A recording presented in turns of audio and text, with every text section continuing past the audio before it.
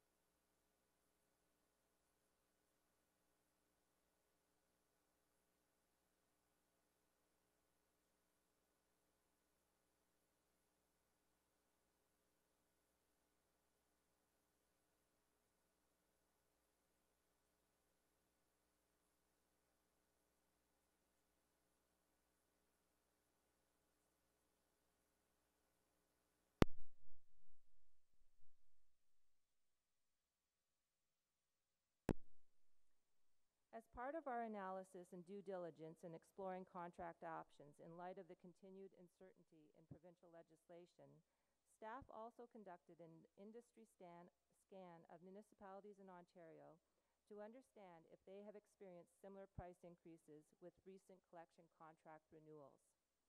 The scan covered 11 other municipalities, which, including Ottawa, provide service to 90% of the residents of the province of Ontario. 4 municipalities negotiated 3-year short-term contracts with unchanged service standards, with cost increases between 12% and 21%. 2 municipalities saw similar increases of 11% to 22% for unchanged long-term service standards. The only cost savings discovered were the regions of Peel and Waterloo that switched to bi-weekly garbage collection service, and the City of Vaughan, where they introduced a competitive process for the first time. Solid waste staff, in partnership with procurement, considered and evaluated 2 possible approaches: a short-term collection contract of 3 years, allowing council to implement changes to curbside collection within this term of council should they choose, and a standard collection contract, which is 5 years with 2 optional 1-year extensions. Both options were evaluated while giving consideration to the uncertainties that exist under the new legislation, the flexibility for council to implement service level changes under an updated solid waste master plan, and financial implications to the taxpayer. A request for information was issued in November 2018 to determine the market capacity and interest in a short-term collection contract. The results of the RFI indicated that the RFI was consistent with industry trends and recent experience of other municipalities. There was little interest in the broader market outside of the existing contract service providers to enter into a 3-year collection contract. Only 1 new service provider responded and provided a proposal for all 5 zones, which was at a much higher price than that provided by the existing contractors. This service provider also provided material changes to the terms of the contract that were unacceptable to the city. Lowest pricing in each zone was provided by the current vendors, except for 1 zone, where the lowest price submitted included a proposal that would involve a deviation in garbage pickup days, which would have a citywide impact and costs associated with advising all curbside residents of the change in collection day. Furthermore, the in-house group would experience reduced cost efficiencies reaped with being able to share resources amongst the 2 zones they service, and costs provided were consistent across all 5 zones. Staff have reviewed the option that would best position the City and Council to adapt to provincial legislation once fully clarified, as well as implement preferred options identified through the upcoming master planning process in this term of Council.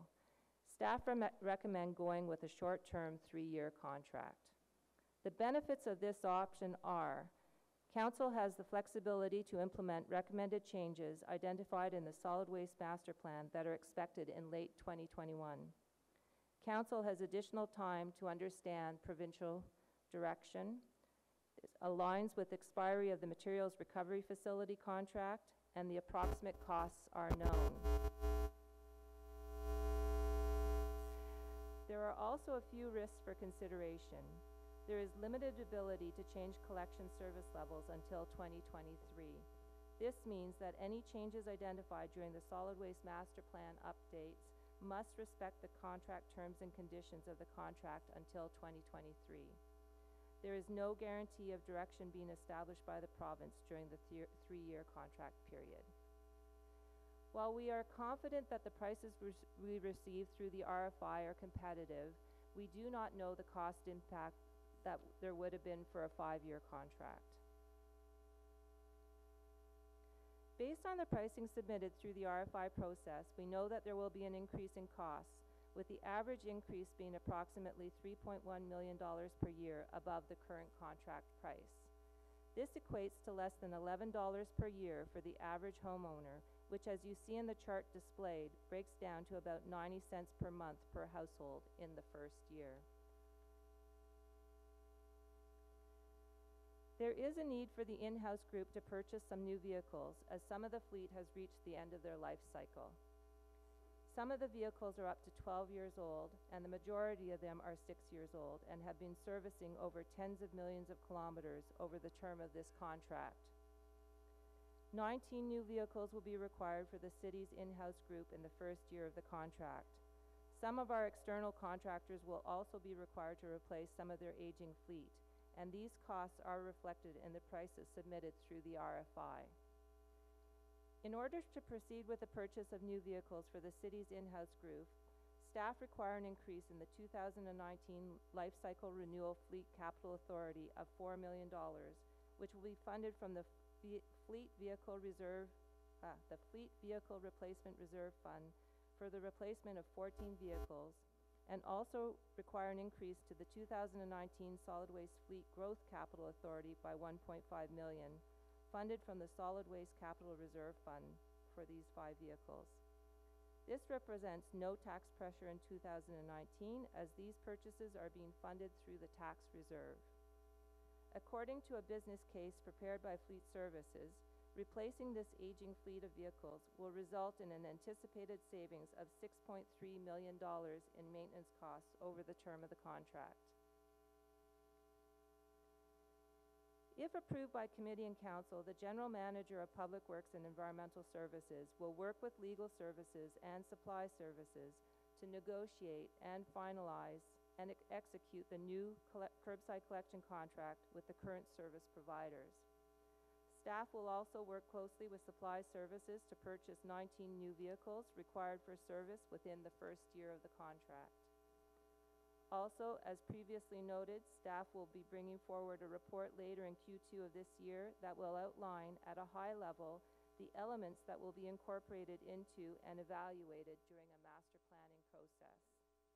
While the scope of the plan itself is to be confirmed, examples of the types of things that will be looked at will include waste prevention and reuse strategies, different approaches to increase both curbside and multi-residential waste diversion performance, regulatory strategies, resource recovery strategies, including alternative technologies and residual management strategies. Public consultation and public engagement will be a guiding principle in staff's recommended approach. Thank you, Mr. Chair. Thank you very much. So we have 3 speakers on here, so we'll go right to the speakers.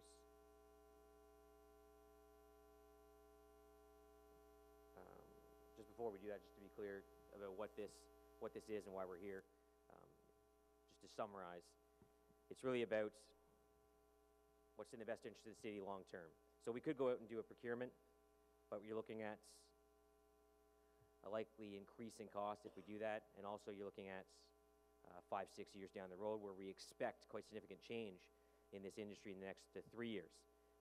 So much so that you could be issuing a contract to collect blue boxes in 6 years that we might not have to collect in 3 years, because we just don't know what's going on with the blue box program provincially. So I think it's important for the city to look short term and then also consider what we're doing with our waste master plan. So this contract change allows us to do that in the short term and get prepared for what would come toward the end of this term of council. So our first speaker is Guy Annable. And Guy, I know you called me last week. I didn't get a chance to call you back, but here we are. We're speaking right now. Is this my 5 minutes with regards to the solid waste collection or the climate emergency? It is. We're on solid waste. Solid waste. Climate emergency comes probably a couple hours from now. That's for the next one. Yeah. To all of council and to Chris as well, thanks for facilitating my opportunity to speak to council this morning about the solid waste collection. Separate from the climate emergency motion, which is the main reason that I'm here, a lot of people are looking over to Gatineau, and the hashtag seems to be Gatineau got it right on garbage. They have a huge recyclable container, a small source-separated organics container, and a secondary paper container, but most of the people put all the recyclable in the large, big-wheeled, nice sealed industrial size that allows residents to retain a period of garbage that was in most people's means. So my statement to all of you on the redefinition of the solid waste garbage strategy in Ottawa, which has been a long time coming, and it's, as opposed to going to bag and tag and policing and everything else, why don't you just give us a system that is logical, that is proven to work across the river, and that basically allows everybody to retain their garbage in a sealed container throughout the period of collection, not looking at it the other way around.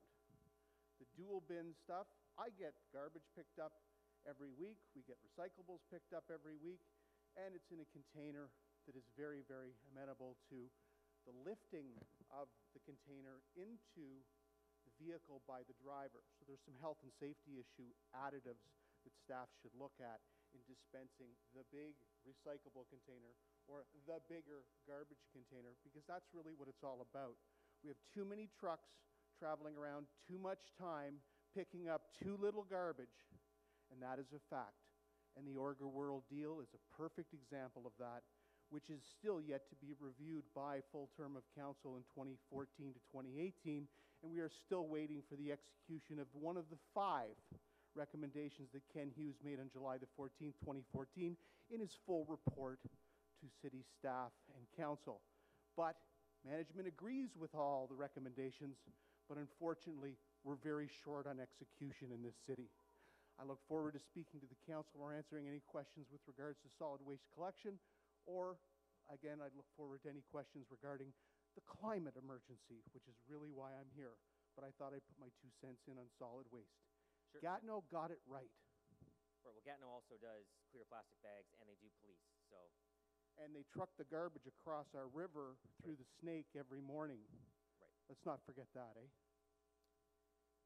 So that presentation was entirely irrelevant to the motion that's before us, which is on the extension of the contract renewal. Your presentation was almost entirely on the Waste Master Plan, which will be coming up later. So we'll move on to the next speaker.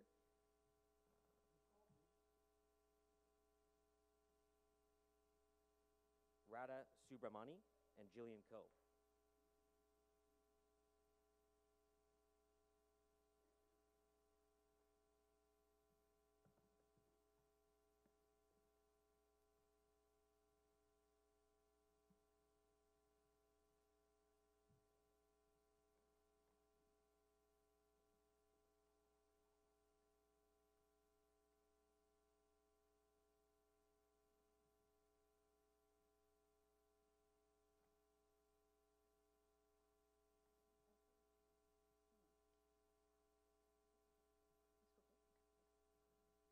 Well, good morning, councillors, and thank you very much for the opportunity to speak with you today. My name is Radha Subramani, and Jillian Coe and I are here on behalf of the Hintonburg Community Association, the Ottawa South Eco Action Network, and interested Ottawa parents to present to you a proposal that will actually reduce solid waste, save the city money, and put money back in the pockets of Ottawa families.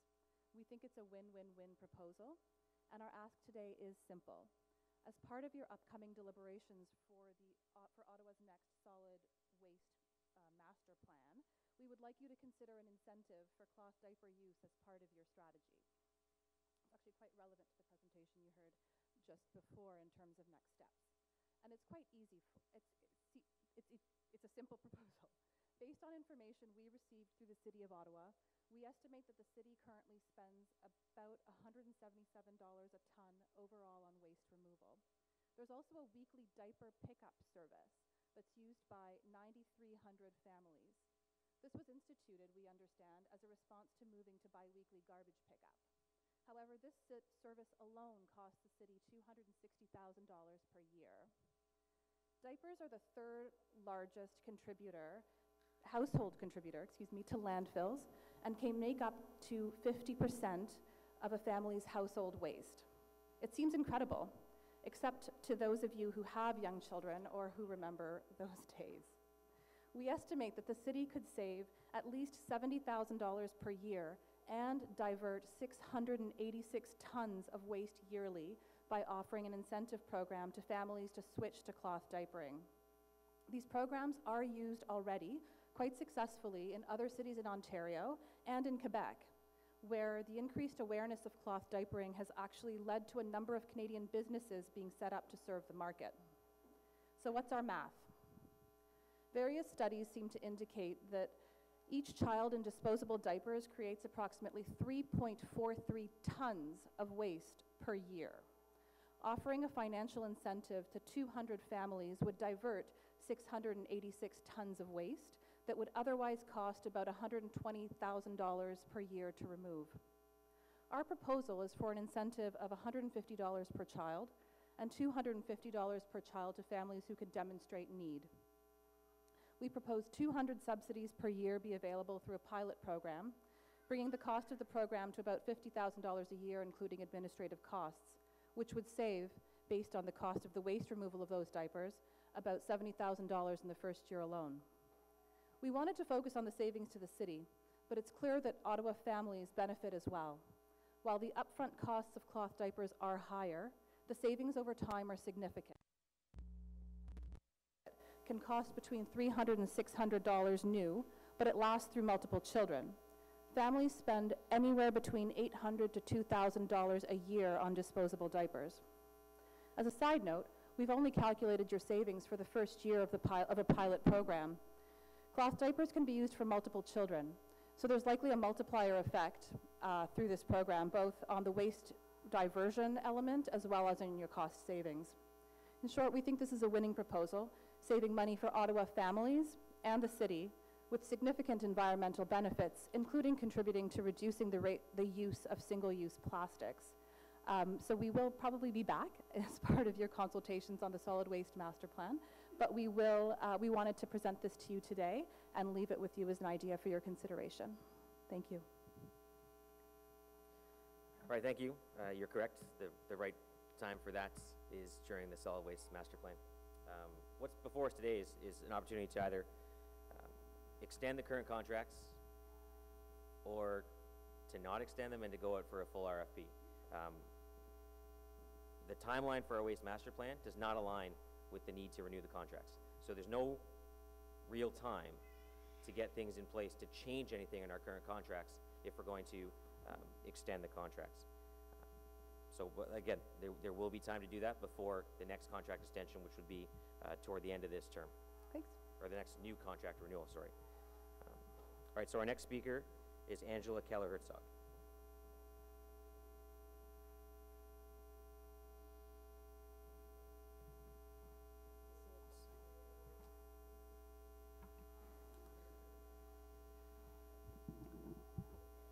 Good morning, Chair and Councillors.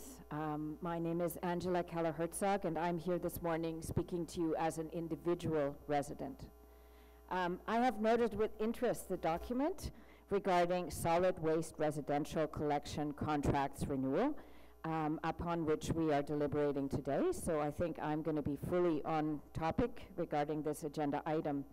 I note that the decision requested by staff concerns a significant procurement, the purchase of a total of 19 new dump truck vehicles by the city's in-house collection group, capital budget increases of $5.5 million, and a total spending authority of $38.565 million. So I'm going to be speaking to an omission that I'm noting in reading this documentation. The staff report does not make any mention that the acquisition of new dump trucks has implications for the city's greenhouse gas emissions. There is no mention at all of greening the fleet. There's no mention of the city's corporate or community emission targets. There's no mention of the corporate target of reducing the total liters consumed per 100 kilometers for the municipal fleet by 8% by 2020, which is a target found in the AQCCMP, which stands for Air Quality and Climate Change Management Plan, where the municipal fleet is defined as including all light, medium, and heavy vehicles, but excluding police, transit, and off-road equipment, according to footnote 28.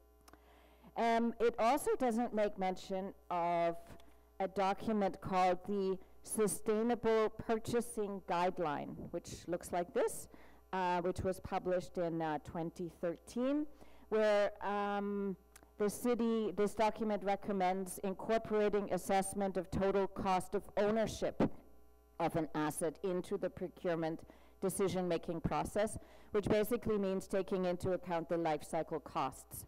The reason I'm mentioning this specifically is because electric vehicles sometimes cost more upfront, but then the huge maintenance costs that we heard about, they tend to be much lower for electrical vehicle engines because there's less moving parts. And the second point of interest is that the Sustainable Purchasing Guideline makes reference to placing purchasing priority on environmental and socioeconomic impacts of a product or service in addition to price, quality, and service. So in light of this omission, it would seem like a good idea for you to encourage use of a climate lens by modifying the motion in front of you, by adding a motion for a requirement that the procurement process for the 19 vehicles include explicit consideration of electric trucks and consideration of trucks using biogas, and make use of the methodologies offered by the Sustainable Purchasing Guideline. Secondly, given that this is a good example where the implications of climate change affect many aspects of the work of city department plans, but sometimes are forgotten, such as in this instance, it would seem like a good idea for you to direct staff to ensure that the greenhouse gas emissions are made a consideration in the work plan for the waste management master plan that staff are working on. And secondly, to direct staff to ensure that the update of the AQCCMP, which stands for Air Quality and Climate Change Master Plan, include also looking at this Sustainable Procurement Guideline. Because climate change is so cross-cutting, it's easy to sometimes forget it has implications across the board. So I think these would be useful things for you councillors to request of staff. So thank you for your kind consideration of these suggestions.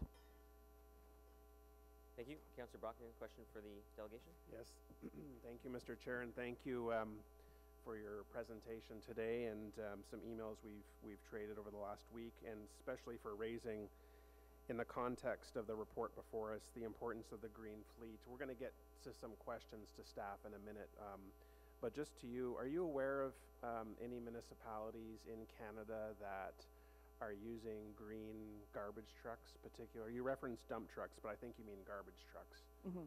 Are you aware of any cities in Canada that are already doing this? And if so, can you name them? It's my understanding that the BYD company, which is a Chinese manufacturer, that was at one point thinking of locating in Ontario until Mr. Ford happened to us. They have a line of trucks that would be suitable. And I think there's also a Canadian manufacturer that is about to be in a position to provide trucks with a sufficient, like the engine size and power to fulfill this. I think that the way procurement works, and maybe staff can help us on this too, is that the order, it's not like when you buy a car off a lot and they have them ready, but basically they will build them for you. So I think that there is coming on stream manufacturing capacity in Canada, and there certainly exists such capacity in China and actually also in Sweden, I believe. Thank you for that. I don't know if there are other speakers, but okay. Okay. Yeah, can you put me on your list? Okay. All right, thank you very much. Good. Thank you, appreciate it.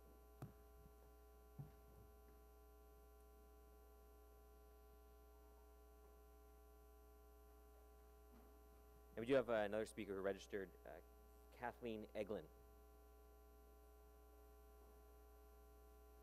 who apparently is pro-snow. Beg your pardon? Your shirt says you are pro-snow. Oh, I am. So I said apparently you are pro-snow. I, after this winter, am not. Well, I've got to say I'm a little tired of the snow now, but, you know. Oh, thank you. So good morning, Chair and councillors. I'm Kathleen Eglin, and I'm going to speak to you on behalf of the Electric Vehicle Council of Ottawa. We too were concerned to see that the staff report did not make any mention of greenhouse gas emissions and taking the city's fleet greenhouse gas emission reduction goals into consideration in this procurement process. We at EVCO have done extensive research on fleet electrification, which, by the way, can be found on our website, plugincanada.ca. And we will be adding the research related to your specific question, Mr. Brockington, about cities in Canada. We will go and find out if there are actually any using some. But certainly, Canadian company, Lion Electric out of Quebec, and others, BYD that Angela mentioned, have in production electric garbage trucks now that we could acquire one or two and test. And EVCO would like to see all fleet procurement decisions at the city being considered through a green lens. We would encourage you to do the math or have a look at our website. We've done a lot of the math for you, run some tests, and basically get started at greening all of the city's fleets. For that reason, we would support Angela's recommendation to amend the motion to reflect the application of the existing policies and so on, to put a climate lens on all procurement decisions, including this one. Thank you. And just to be clear, that website was plugincanada.ca, correct? That is correct. plugincanada.ca, just for anyone who did miss that. Right. You mentioned it twice, so I thought I'd make sure that the Yes. website was well advertised. Any questions for the delegation? No? None? All right, thank you so much, Kathleen. Appreciate it. All right, so we'll go to questions to staff from members of council. Councillor Cloutier. Merci, Monsieur le Président. Thank you very much, Chair. Just with respect to the submission we just heard, will staff consider as part of the roadmap that we'll get in Q2 2019 with respect to the solid waste master plan? Will you have a look at the greening of the fleet of the? Chair, I think I'll ask Mary Gracie to come up and speak to that from Fleet. I think she's done extensive research in the matter. And as a reminder, we also have a green fleet program in the city. Speak to that as well. And Mary, just as you're answering the question about greening going forward, can you also highlight what was looked at during this process as well, leading up to the decision? There we go. Yes, thank you. Mary Gracie, Fleet Services. So we continually look at greening the fleet with every purchase we make. In the past, we have looked at compressed natural gas. There's a number of things that make compressed natural gas work in some places, not so much here. We've looked at biodiesel, trying to get more of that into our trucks, and issues with supply chain along those lines, but we continue to work that angle as well. And we also keep an eye on the electric vehicles. We are aware of the couple of pilot projects in the States. That's an area that's very interesting. The technology is progressing. It's not quite to what we need yet, but certainly it is coming along. So we're watching that as well. Okay, thank you very much. With respect to the contract at hand, the core of the motion, when do we expect to get clarity from the provincial government or AMO or the other organizations that are at play with respect to solid waste management? When do we expect some clarity on the way forward and the responsibilities? The new provincial government has issued a plan for how they plan to proceed with with waste diversion in the province. It mirrors what the previous government provided, but we still don't have any certainty on what the regulations and how this plan will roll out and what the implications are to municipalities with respect to producer pay, the Blue Box program. So there's still a lot of uncertainty out there as to exactly how the regulations will unfold. Do we expect it to be within the term of this contract that we're about to, should we choose to approve it? We feel very confident that this provincial government is moving quickly, and we have asked for certainty, and they have said that they are going to provide that certainty as quickly as possible. Can you tell us of any provisions within the contract that's being contemplated with respect to early termination or extensions or altering the contracts, and what the business provisions of those changes might be?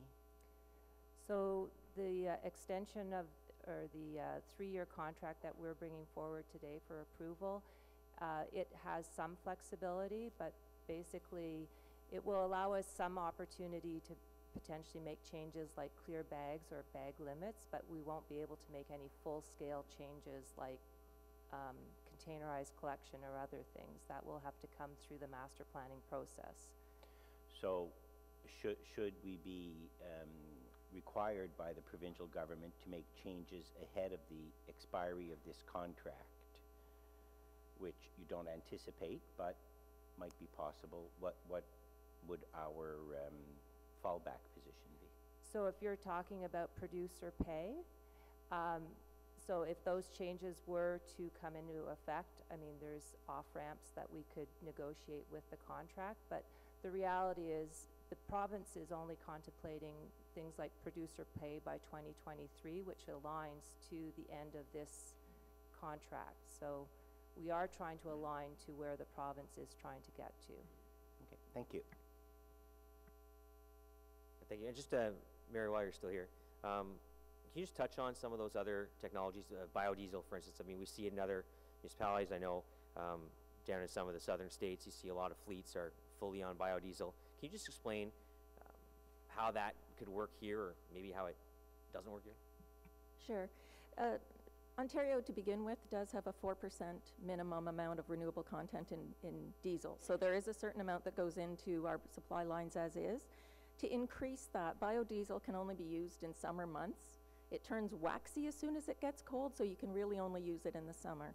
It's also an incredible solvent, so you can only use it up to about 20%. Well, up to 20%. After that, you start running into issues with warranty and engine failure, because it will clean out that engine so well if you use it up beyond that. So there's this little window that you can add some in. To do that, it's actually quite tricky given the volumes we use. So then we looked at the next thing, which was we could truck it up from Toronto, but that's kind of counterproductive, or we can bring it in at 100% and mix it here, but then we need a tank that's close to the tank farm, and we're still running around in trucks trying to get it into our fuel system. So we're still working it. There's still some stuff we're trying to chase down, because it's really frustrating, but that was the biodiesel story. And then on compressed natural gas, we know that Waste Management uses compressed natural gas in their trucks, running out of Zone 1. Of course, it's their system is right next to their landfill. What did we look at in terms of compressed natural gas and the opportunity for that with our fleet in our zones? Yes, I looked at that. It was just a year ago. I finished up a little study looking at it, and to use compressed natural gas, there's a number of things that make it work well, and none of the stars line up for us at this time. The first is if you have a source of renewable natural gas, so like we make at ROPEC, like we make at Trail Road, and some municipalities have jumped on that bandwagon. We were earlier out of the gate turning our waste fuels or our biofuels into electricity, so we're already using a lot of our fuels. We don't have spare fuel spare biogas that isn't already earmarked for electricity, for cogens at ROPEC, for generating electricity out at Trail Road. So we're already kind of ahead of the game, which sets us back for creating our own renewable natural gas.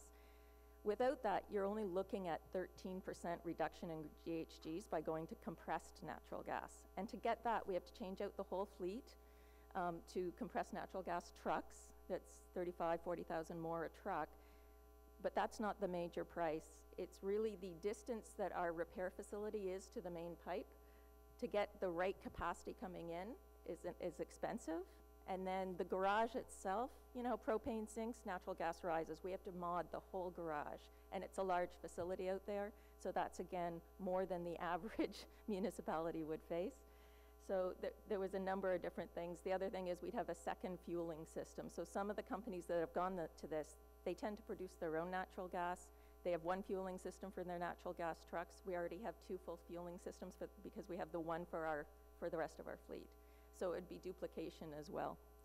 So right now it's not the right answer, we don't think. And you'll continue to look at that lead up to the 2023 contract? Oh, absolutely. Yeah, we're keeping an eye on all of the options. Okay, thank you. Councillor Hubley? Thank you, Mr. Chair. You just asked one of my questions, but I want to follow it up a little bit more. The waste management one is in my ward. They are brand new trucks that replace these old rust buckets that you could hear coming before you'd see them. And they run on diesel, I'm assuming, because you could smell them just as bad. So it's great to have these new trucks that are brand spanking new trucks, and they're running on compressed gas. You're telling me they get a 13% reduction in GHGs with that? Is that correct? Well to wheels. So if you look into the writing on this, the numbers are all over the map. But if you go well to wheels with all the escaping gas through the process and everything else, the number that most people land on and the academics land on is about 13% if it's not renewable natural gas. Okay, and you just outlined quite a number of challenges that the city would face trying to use these vehicles, yet here we have a private company that has been using them for a number of years, and I know the gentleman was here a moment ago from Waste Management. I don't know if he's registered to speak or not, but I'd definitely be curious as to how they can do it, but we can't do it. I can address a little bit of that. Okay.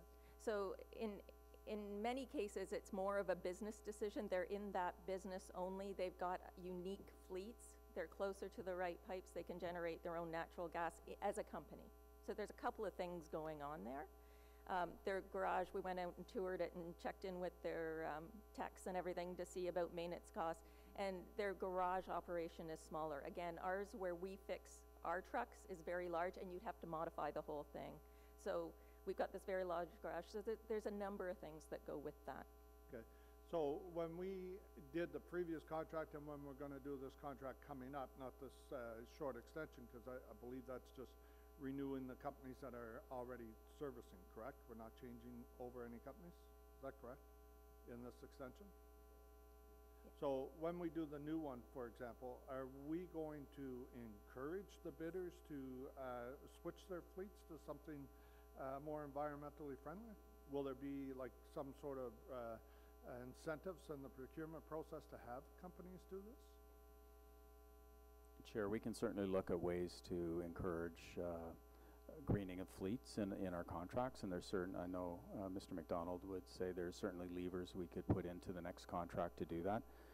I will say one point on Trail Road, we're locked into a power generation contract with a third party, and as Mary said, that was great because we were ahead of the curve when we did it years ago. That contract comes up in 2026, so there may be also an opportunity to do something at that point. In addition, we're undertaking a biogas utilization study right now to encompass all the biogas generation within the city, including ROPEC, including Trail Road, and that study will be coming, probably be coming out in about a year and a half. Okay, thank you. I'm encouraged to hear that staff is working with Waste Management to figure out how they're doing it and see if there's anything we can learn from that. Okay, thank you, Mr. Chair. Thank you, Councillor Hubley. Councillor Brockington. Thank you, Mr. Chair, and thank you to the presentation from staff. Just as the city's AMO rep, I'll just confirm that at our April 5th meeting, AMO did confirm what staff have said today, that it's this current government's intention to continue with the same line as the previous provincial government with respect to their plan. And you know, there's a lot going on here. So I just think it's important for this committee to understand a few things, particularly the timeline. So our current waste collection contract expires next spring. We're entering into basically a short-term agreement because of the uncertainty in the province, and we don't want it to be too short because we may not have that certainty clarified before the end of the contract, and we don't want it to be too long because we don't want to be locked into a contract that will necessarily have to change, or maybe we won't have to be responsible for certain collections. So staff have said basically when you add the current remaining year plus the 3-year extension, that gives us enough buffer to wait until these changes come into place. So I agree with the timelines. But I'm unclear with one thing, and that is the solid waste master plan. Is that separate from the direction we're going to get from the province momentarily? Is that another review that is going to encompass other components, or is that, because it's called a master plan, incorporates multiple things, not just producer responsibility, but whether recycling becomes a legal requirement or not, or some other components? Can you just comment? A solid waste master plan is a 30-year plan that sets the direction, the goals, the strategies for the city. So it's forward-thinking, and it not only looks at existing technologies, it looks at where we could potentially be going. So it's what is the alternative to landfilling? What is, what are the strategies and the regulations that the city needs to adapt to ensure that we achieve those targets and objectives that are set in the master plan. So it's a much more forward-looking document. It does tie into what the province is doing, obviously, because if the government is proposing regulations or legislation, we obviously have to incorporate that into our planning process. So the two go hand in hand. But I thought the provincial government was looking at, making, for example, organic waste collection in multi-unit dwellings mandatory requirement, recycling mandatory, many other components that we were waiting for direction on in 2019. To be honest, we don't have any real clarity as to how the province is going to move forward. So right now they have issued a high-level plan for public consultation. It's out for public consultation currently. But we have no idea of what the regulations that will follow from under that plan.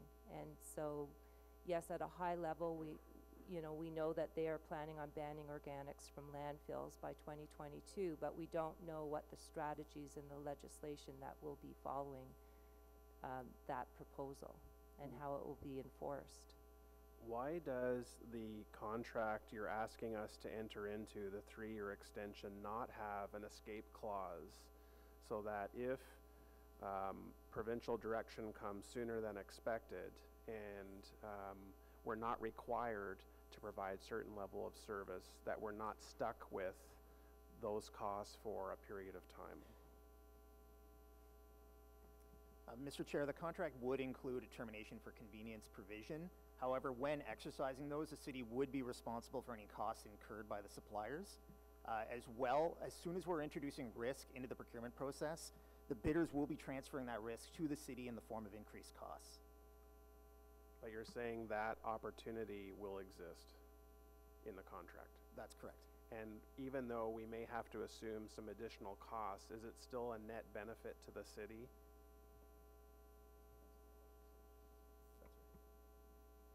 So whether it would be in the best interest of the city would have to be assessed at the time of exercising that clause within the contracts. Okay. So just a few other questions about the presentation today.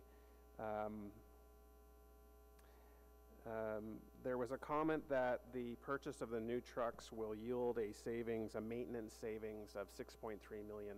Can you just elaborate on that? Are you comparing the maintenance costs of a 15-year-old vehicle versus the maintenance costs of a brand new vehicle?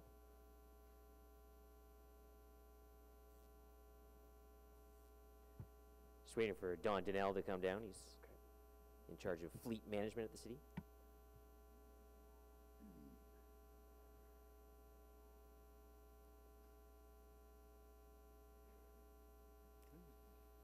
There we go. Can you hear me? Okay. Yeah, Don Donnell, Director of Fleet Management. Yeah, so the savings come because the vehicles we're bringing in that are new will be under warranty to begin with, and the ones that we're getting rid of are so old the maintenance costs are astronomical. So this is actually a great opportunity to take about half the fleet, renew it, and put it in a good position so that in 3 or 4 years when we step out again, we won't have to renew the entire fleet immediately and hopefully carry these forward with us and have a better blend of vehicles. So we don't get to where we are today where most of the fleet or all of it is so old it's costing us a fortune to maintain. It seems odd that if that's the case, we would keep a vehicle that old on the road if the maintenance costs are so high. Have you looked at what the equilibrium point is about age in vehicle versus the annual cost to maintain? So when we started the last contract out, we assumed to be a 6.5 to 7 year contract, and that's how we did our pricing for the replacement schedule. So even if you find it's more expensive before that, you still don't have the replacement funds in place to go out early if you want to be honest. Okay. And will any of the proceeds from the sale of these vehicles we're about to dispose of go back into this operation, or where do those receipts go? So all proceeds of sales go back into the fleet reserve. Okay, good.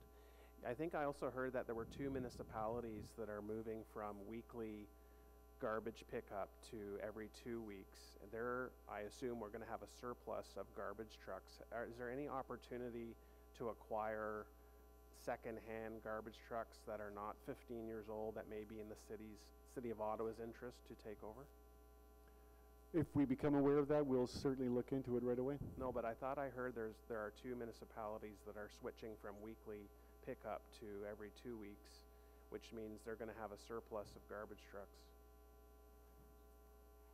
Those 2 municipalities have already switched their service levels. All right.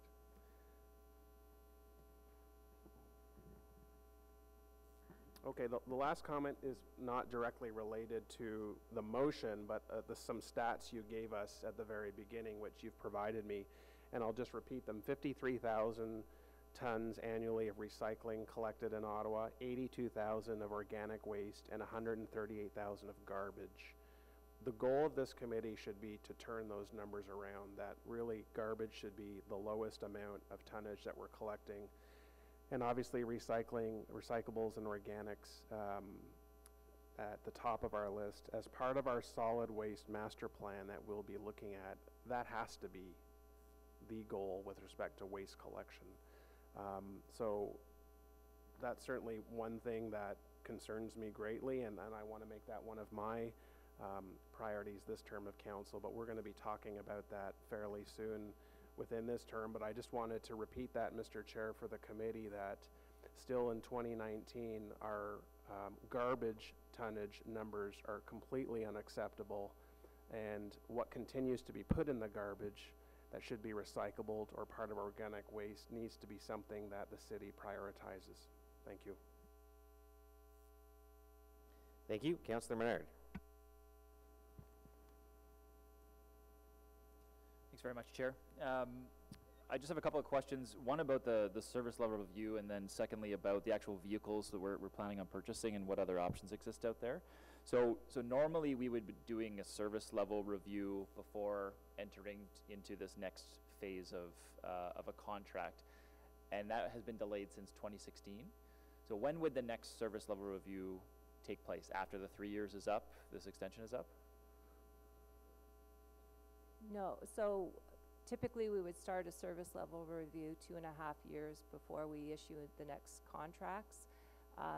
So we will be undertaking the master plan refresh, which will start sometime this summer, and the service levels will kind of be driven through that master planning process. So we'll be able to, in parallel, look at service levels and how they fit into the waste management master plan.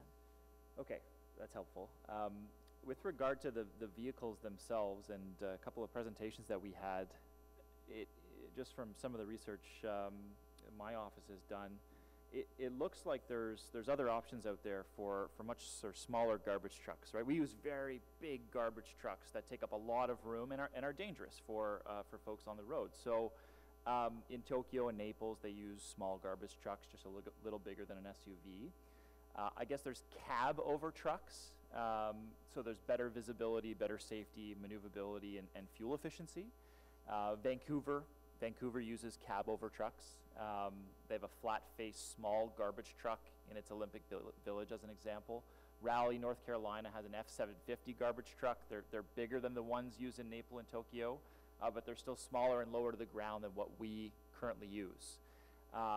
And so they provide for environmental benefits by using a smaller truck and also fuel efficiency. So safety benefits to being on the road, keeping the roads narrow and safer for users, better visibility, lower and lighter, and they're considered, considering what we've had with some recent high-profiling bicycling deaths, this is also a factor in terms of safety on the road. So have you looked into those type of vehicles for Ottawa's fleet? Because my concern is we keep doing this with buses as well. We're buying these buses. We're not moving to sort of a different type of fleet. We're doing it in this case again. We're buying the same fleet, but we're not transitioning. So what have we done to start to transition to something that might be a better outcome for us environmentally and safety-wise? So from a fleet perspective, we're going out to market fresh, so we're not beholden to any previous product we use. So it's wide open. That's why we put a very strong green lens while we're at it as well. But we do have to work with operations, and whatever we purchase is going to have to work for them. So you can imagine if you use a smaller truck, you're going to need more trips and so on. So we'll work together on that, and once we all understand what's optimal in terms of being able to get the job done as well, and what's out in the market, we'll be in a better position to respond how we get to where we get to in about probably 4 months or 5 months from now. That's very, very helpful. So you're saying that we could actually see if these vehicles are at market and of high quality for Ottawa, we could actually see these type of vehicles come to our city. Yes. Okay. Thank you very much. Thank you very much. Councillor Eglai? Thank you. I just want to follow up very quickly on some of the comments we heard about electric vehicles.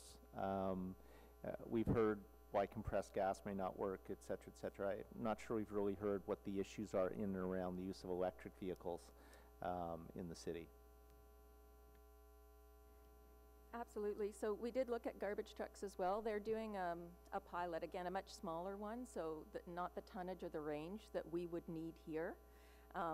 The range where you'll see those used is, again, where you have tight streets, very compact cores, and transfer stations, because the municipality no longer has a waste site of its own, so they're trucking further. So they truck to a little waste transfer station, they go from there. So that's where we've seen them used, so that the tonnage and the range are the two things that they're really not meeting, and then the expense. So they're coming on stream, they're just not quite where we need them to be.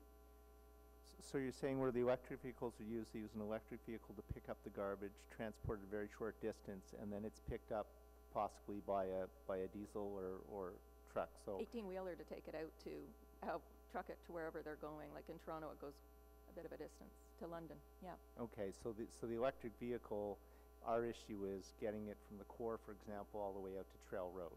Is essentially what you're saying. Yeah. Okay. Thank you for that. Thank you very much, Councillor McKinney. Thank you, Chair. Well, that was the one of the questions I was going to Okay, then we're done. No. ask. But now I have 14 others. No. You have 18 seconds. So I get that, technologies are advancing and that we, perhaps today there isn't a vehicle. I certainly understand, especially around biofuels and what the constraints are there. But when we get to electric vehicles, and I have an inquiry into staff around electric buses as well, I think that technologies are happening so quickly that, and it's not, perhaps we won't be there by the time we look to purchase 19 new vehicles. And I do agree with the plan today and the recommendation today for a 3-year contract. But certainly if we go back to the presentation that we had and the direction to staff to at least ensure that GHG emissions are part of the consideration in the work plan for the master plan and also, in our procurement plans. I just wonder from staff if what your comment would be on that is that, how far what do you do when you're preparing for procurement of vehicles of this size, and as we're looking forward to the master plan, what confidence can we have today, short of a direction, and I'm happy to pass the direction, that it is part of the consideration, but I just want to hear from you what we can expect in a year, 2 years. I just don't want to be back here in 3, 4, 8 years and still chipping away at what can possibly be done. So through the master planning process and service level reviews, we have actually achieved huge efficiencies. So the last term of council, we went to biweekly garbage collection and started using split trucks to co-collect recyclables and organics. That reduced 35 trucks from our fleet. So that in itself was a huge savings. That's taking 35 garbage trucks off the road on a daily basis. Modeling our collection routes and, you know, figuring out the viability of transfer stations is all part of a waste planning process. So we're always looking at efficiencies as to how to best collect this material and in what ways. And including sometimes a smaller truck is not better. If you can reduce the trips to the landfill by using a larger truck, then that is the way that we will proceed. So waste diversion and economics drives efficiencies, and we're always looking to be the most efficient business on the, you know, we're always trying to strive to be the most efficient at what we do. So in this procurement process, though, I just want to be clear that we have not explicitly considered electric vehicles. Is that correct? It's not that yes, I'd say we did consider. We've been looking at biofuels and CNG in preparation for this as well. And so on our most up-to-date information tells us electric, for example, right now won't work for us. So we even have one manufacturer that's reached out to us just recently to say they're hoping the next year or so to bring out their own prototype. And so they want to know if we want to partner with them and so on, us and some other big cities like New York. And so the answer is, yeah, we definitely want to be involved, but we have operational leads here in Ottawa. It's a big city. And but this is all up-to-date information we bring to these acquisitions right now. Okay, well, I wonder then, Chair, if the direction to staff is, you know, we heard earlier, to ensure that GHG emissions are, you know, a consideration in the work plan for the master plan that staff are working on, just to ensure that we have it on our radar so that we know it's coming back later in 2019. Is that a direction that staff can take? Sure, staff will take that direction. Okay. And just one last question on the, I just want some clarification on the master plan. You say here that the recommended contract that we're looking at today, the option offers a number of benefits, and it allows us some flexibility around you know, how we are you know, trying to encourage, as Councillor Brockington pointed out, you know, diverting as much waste from our landfill as possible. Things like clear garbage bags, you know, reduced bag limits, some pay options. Are those things that we will see and be able to debate through the master plan coming back, or the service level review? Like, when will we see those options in front of us? When will we have that discussion? So in Q2 of this year, we will be bringing forward a roadmap report to committee, which is a high-level report kind of giving where the decision-making processes will happen in the master plan. The master plan will start this summer. It will typically takes about 2 years, and we will be bringing recommendations forward to council in that master planning process. So council will have the opportunity to set direction as that master plan unfolds. Okay, thank you. All right, thank you very much. Any further questions for staff? See none? Just want to touch on something too. We talked about trucks. We talked about the 2012. One of the big changes too, you mentioned 35 trucks, but the actual reduction on the roadside, what you would see out front of your house, was a 50% reduction, because prior to our new contract change in the summer months, so at least 8 months a year, because we had the biweekly green bin collection in the winter months, you had a situation where every single week you were seeing a garbage truck, a green bin truck, and a recycling truck. So over the course of 2 weeks, there were 6 trucks going by your house. We reduced that to 3 trucks over 2 weeks. So now with the co-collection of the green bin and the recyclables, that's 1 truck a week, and then of course the garbage collection is just that 1 every 2 weeks. That's a pretty significant reduction in terms of just even impact on other things, like impact on the roads. Some of the worst things for our gravel roads, there's two things: school buses and garbage trucks. They just beat up our rural roads. I haven't figured out a way to get rid of the school buses. Homeschooling, but I don't think, like, I don't want to see my kids that much, so that's a challenge, certainly. But with the garbage trucks, I think it's a benefit. Less garbage trucks driving on my sidewalk in front of my house. But no, I think I think what we did in 2012 was certainly a step in the right direction. I think we have the opportunity in 2023 to do more, but this buys us the time to look at the things that we need to look at and to consider what's coming down from the province, because we know something's happening. We know, regardless of who was in power, they're all looking in the same direction, so it gives us that time. So no other questions? Just read the motion here.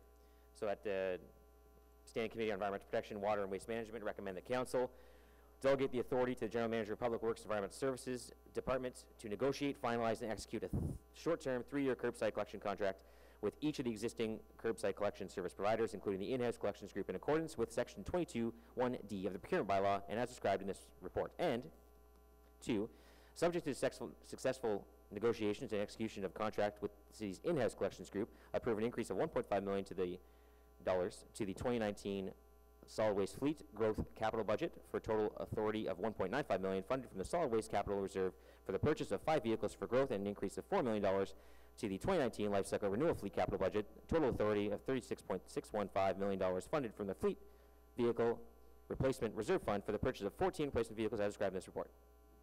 Is that item carried? Carried. Thank you. Our next item from the Planning, Infrastructure, and Economic Development Department is their 2019 work plan. So we have a presentation. I believe John Smith is going to be presenting it. Stephen Willis is not here. I asked him to be here, but he's like, I don't care about you, Councillor. No, I'm just joking. That was harsh. That was harsh. So John Smith's here. We like John too, so it's okay. And Charmaine Forgy is also here. And Matt Ostigui is here. He's going to be doing the presentation.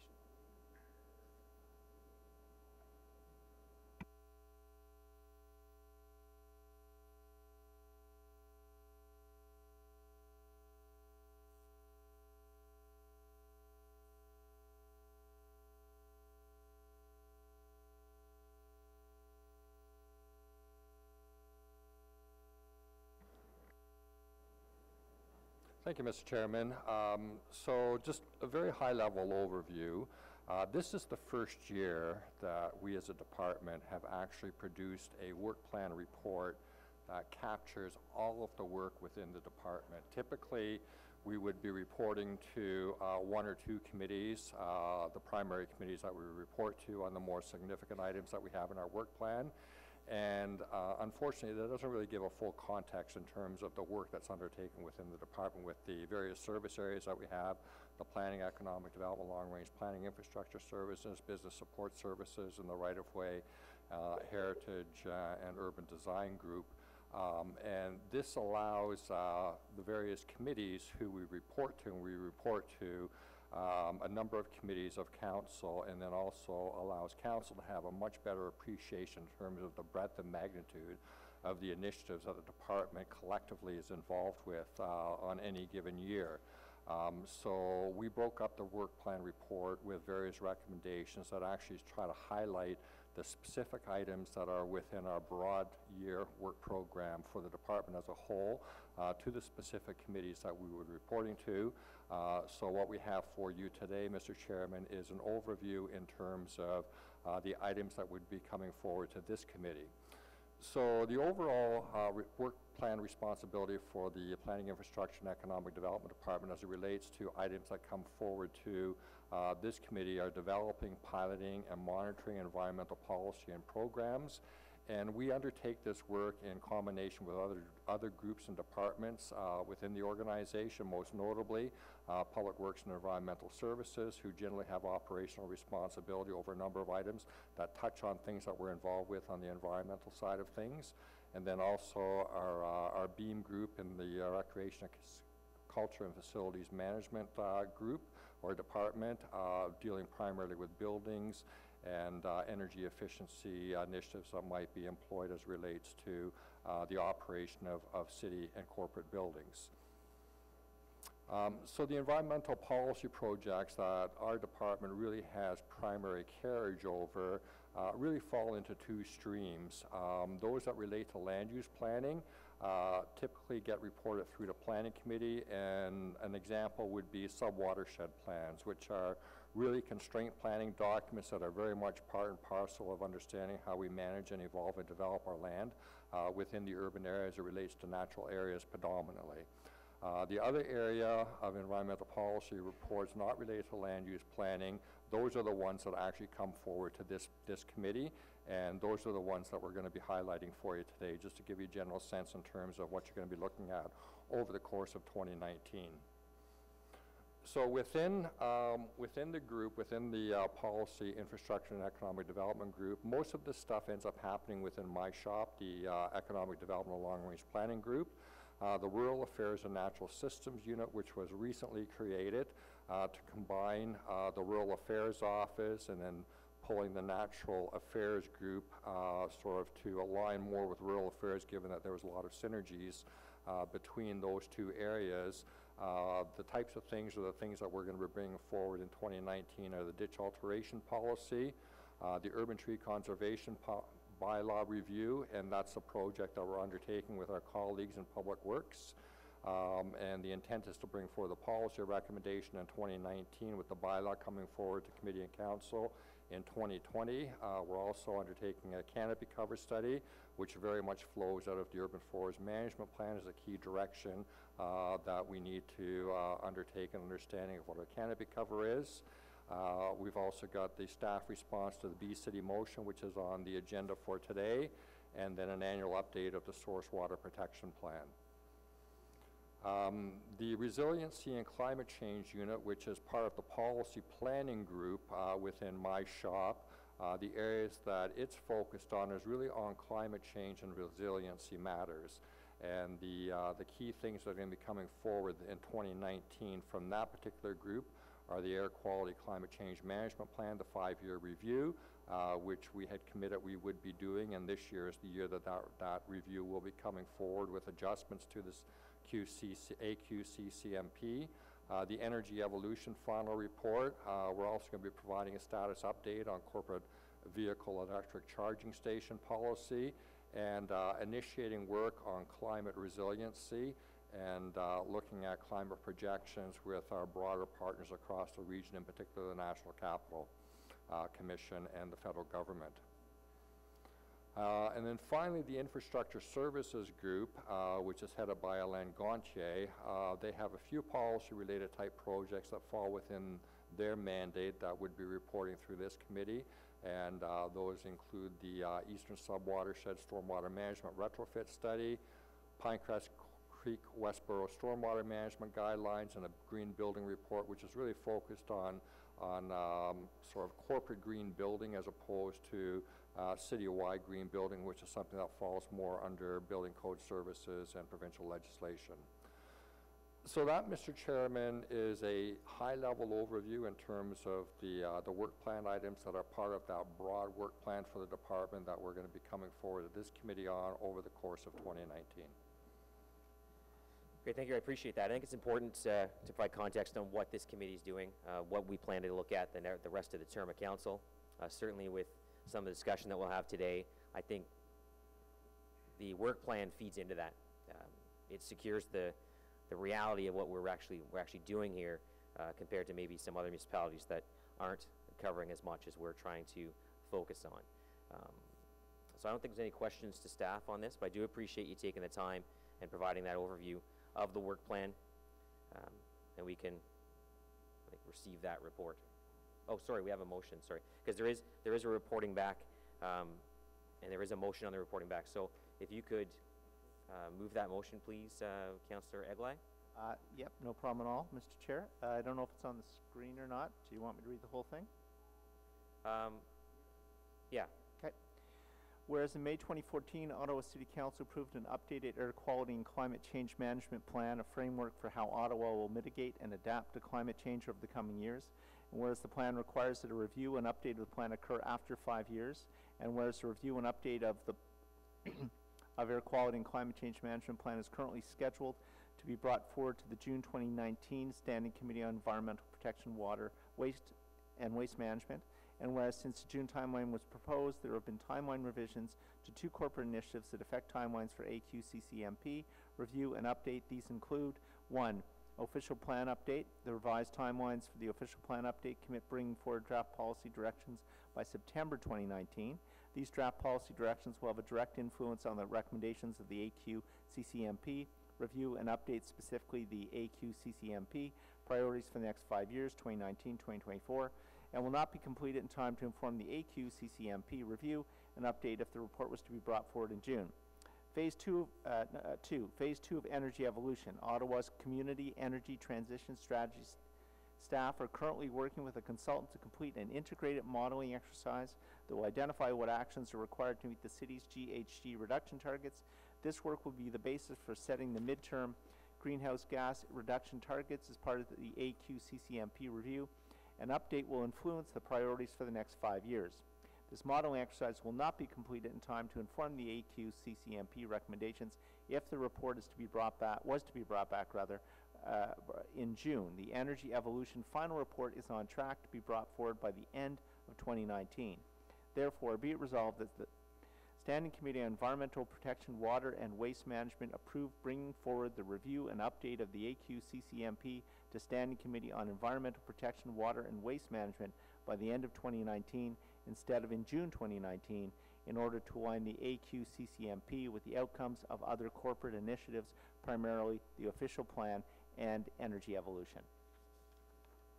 Thank you for that, Councillor Eglai. So the intent here is to just buy a little bit extra time to be able to properly look at both the management plan as well as energy evolution and feeding into the official plan.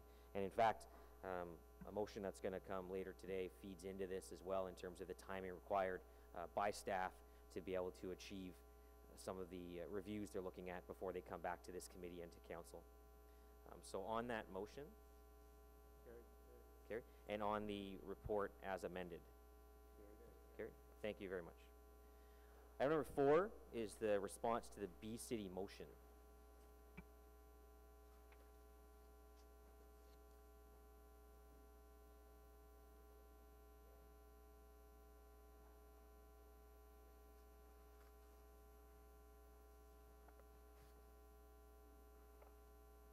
So I have Amy McPherson here, who was preparing the response to this. That came from direction from motion from Councillor Eglai. Could you just provide a brief overview? Do you have a presentation or? No. So could you just provide a brief overview of what the city's response is to this and how we're sort of being receptive to the notion of being a B City? Thank you, Chair. The motion brought forward at last September's meeting provided staff with an excellent opportunity to provide this report, which summarizes what the city is already doing in terms of pollinator-friendly and supportive actions. And in fact, we are doing quite a lot. There are certainly programs out there, such as the Bee City program and the Mayor's Monarch Pledge and potentially others that require various types of actions, many of which the city is already doing. Staff did look at those programs, and we considered whether signing up to these programs would increase the value of what the city staff and existing programs are already delivering in terms of pollinator-friendly activities and supportive actions. And we found that while there's certainly opportunity for us to promote what we're doing more and take some additional steps and look at some longer-term improvements, we are not actually recommending that you sign up to an official external program at this time. That's mainly because we don't see that signing up to these programs gives the city any additional benefit beyond what we're already accruing from the actions we're already taking. It does add some administrative burden to report out to those external programs, again, without actually increasing the value of what we're doing. So we would rather as the report says, we'd rather proceed with a series of activities that we're proposing, carry those out, and report back to you in 1 year on potential additional longer-term things we can do. All right, thank you very much. We have a presentation, a delegation. Genevieve Veroux.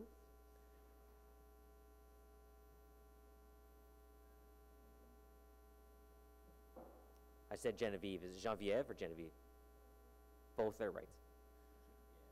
I know it's Genevieve, but it's sometimes, you know.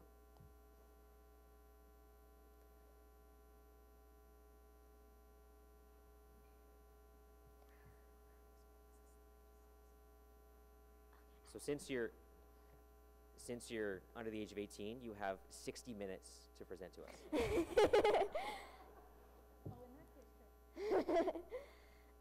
Thank you for the opportunity to speak here today about taking the Mayor's Monarch Pledge in addition to the Bee City Initiative. My name is Genevieve Leroux, and I'm 13 years old, and I'm here today to talk about the Mayor's Monarch Pledge.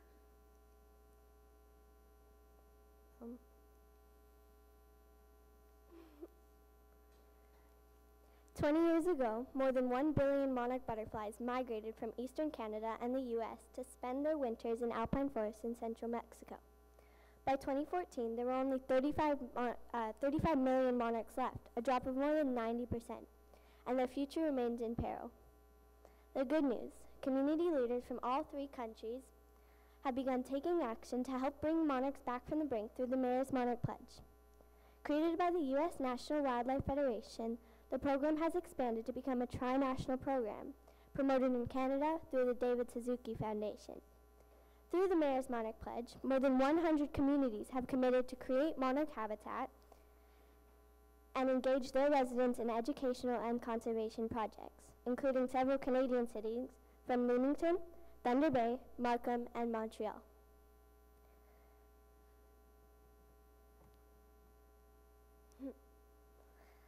There are 24 possible action steps that the City of Ottawa could take part in, many of which Ottawa is already doing.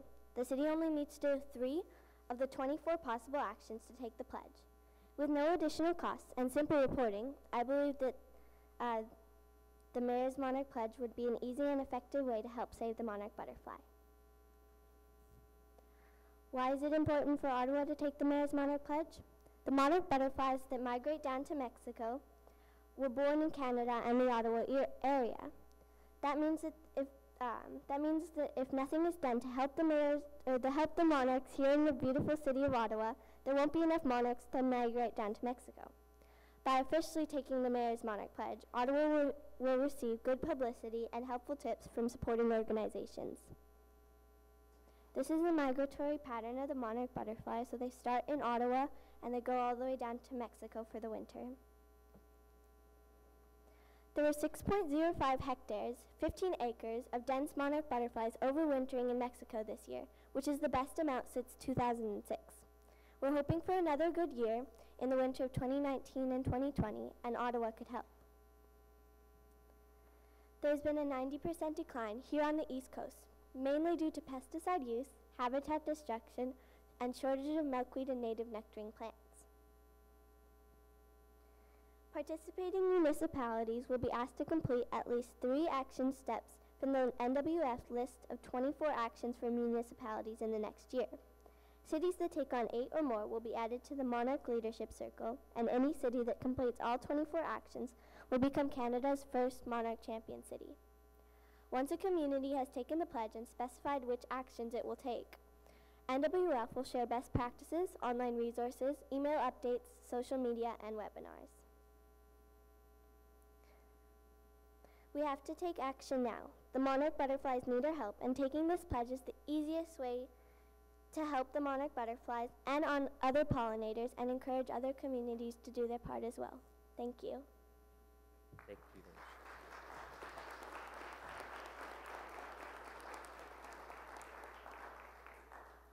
So before, I know Councillor has a question. How old are you? 13. 13. My son's 13. His biggest concern is getting enough V-Bucks to buy a battle pass on Fortnite. My daughter's more like you. which just proves that girls are better than boys. Councillor Egler? Not sure how to follow up with that. Mine's more of a comment, I guess, than a question at this point. First of all, thank you very much for coming out. I have to thank you because I asked the question about Bee-City, and then I got contacted by you and your mom and said, hey, you forgot about butterflies. So thank you for reminding us all of the importance of the diversity of what's out there and what, there's a lot of moving parts to a city, and it's not just about the bureaucracy and the people to work here, it's about the environment around us. And I think that was a powerful reminder. So as we were chatting briefly in the audience, and I'm going to take this opportunity, if I could, Mr. Chair, to introduce a motion with relation to this. And the motion is, whereas the response to the Bee-City Motion Report outlines how the city and local partners currently support native pollinator health and also proposes new initiatives aimed at enhancing these efforts. And whereas a formal proclamation declaring the city's support for pollinators and recognizing the benefits provided by pollinators would provide an additional opportunity for education and awareness, be it resolved that the Standing Committee on Environmental Protection, Water and Waste Management recommend that the report recommendations be amended to add the following. 4, direct staff in the Natural Systems and Rural Affairs Unit to work with the Mayor's Office to develop a proclamation declaring an annual Pollinator Appreciation Day or similar occasion in the City of Ottawa starting in 2019. So it would be more inclusive. It would include all of our pollinating species. And again, I want to thank you for planting that seed with me that, bees are great, and they are, but you're missing part of the picture here. So thank you very much for that, and I hope that my colleagues around the committee table will support the motion. Thank you. Great, thank you very much. Any other questions for the delegation? No? Thank you so much for taking the time to come here today. Appreciate that. Thank you. So questions for staff. Councillor Brockington. Thank you, Mr. Chair, and again, thank you to staff for the presentation and Councillor Egli for the motion.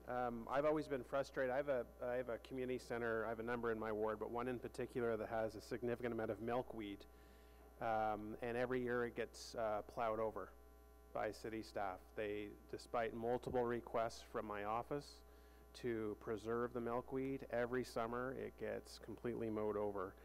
And so when I look at your list of ideas to get us through in the short term, I'm just going to speak out loud and suggest a few things. One, we should give direction to all city properties, libraries, community centers, rec centers that have pollinator mix already, milkweed. They need to be preserved, particularly if they're congregated together. I can understand if it's one plant in the middle of a vast field, that might be challenging for our field crews to accommodate. But if we have concentrated plants in an area, we need to somehow fence them off, rope them off, and mention to our landscaping crews that they're not to be touched. I think there are opportunities with our residents who are engaged with community gardens to consider some space for pollinator mixed milkweed as well. These are avid gardeners. They understand the crisis that we're in now. They're out there frequently, and again, if some space can be provided by the city for this, that would be great. In my ward, Hydro 1 has a very large hydro corridor. They went through 2 years ago and took out a number of trees because they went from, I want to say, Marival to the East End, and they replaced it with a pollinator mix to their credit. And Hydro 1 said it's a provincial strategy. And again, looking at other public entities who own a lot of land, not a lot happens underneath the hydro wires. How can we maximize our partnerships with others to have pollinator mix? It's a perfect fit. They don't want tall trees growing underneath hydro wires, but they will accept plants, milkweed, and other short plants of that nature. So I think, in the short term, we should expand our direction to our own staff that milkweed and the pollinator mix are very important, and that the custodian or the landscaping crew needs to protect this. So you can either take that as direction, or I can work with you when this comes to council, but I'm I support this motion. I can't wait to see what a bee hotel at City Hall will look like. I say that tongue-in-cheek because I do think there's a strong educational component here, because City Hall receives so many people that if we're going to start here, but we need to expand this as soon as possible with as many community partners as possible. Thank you.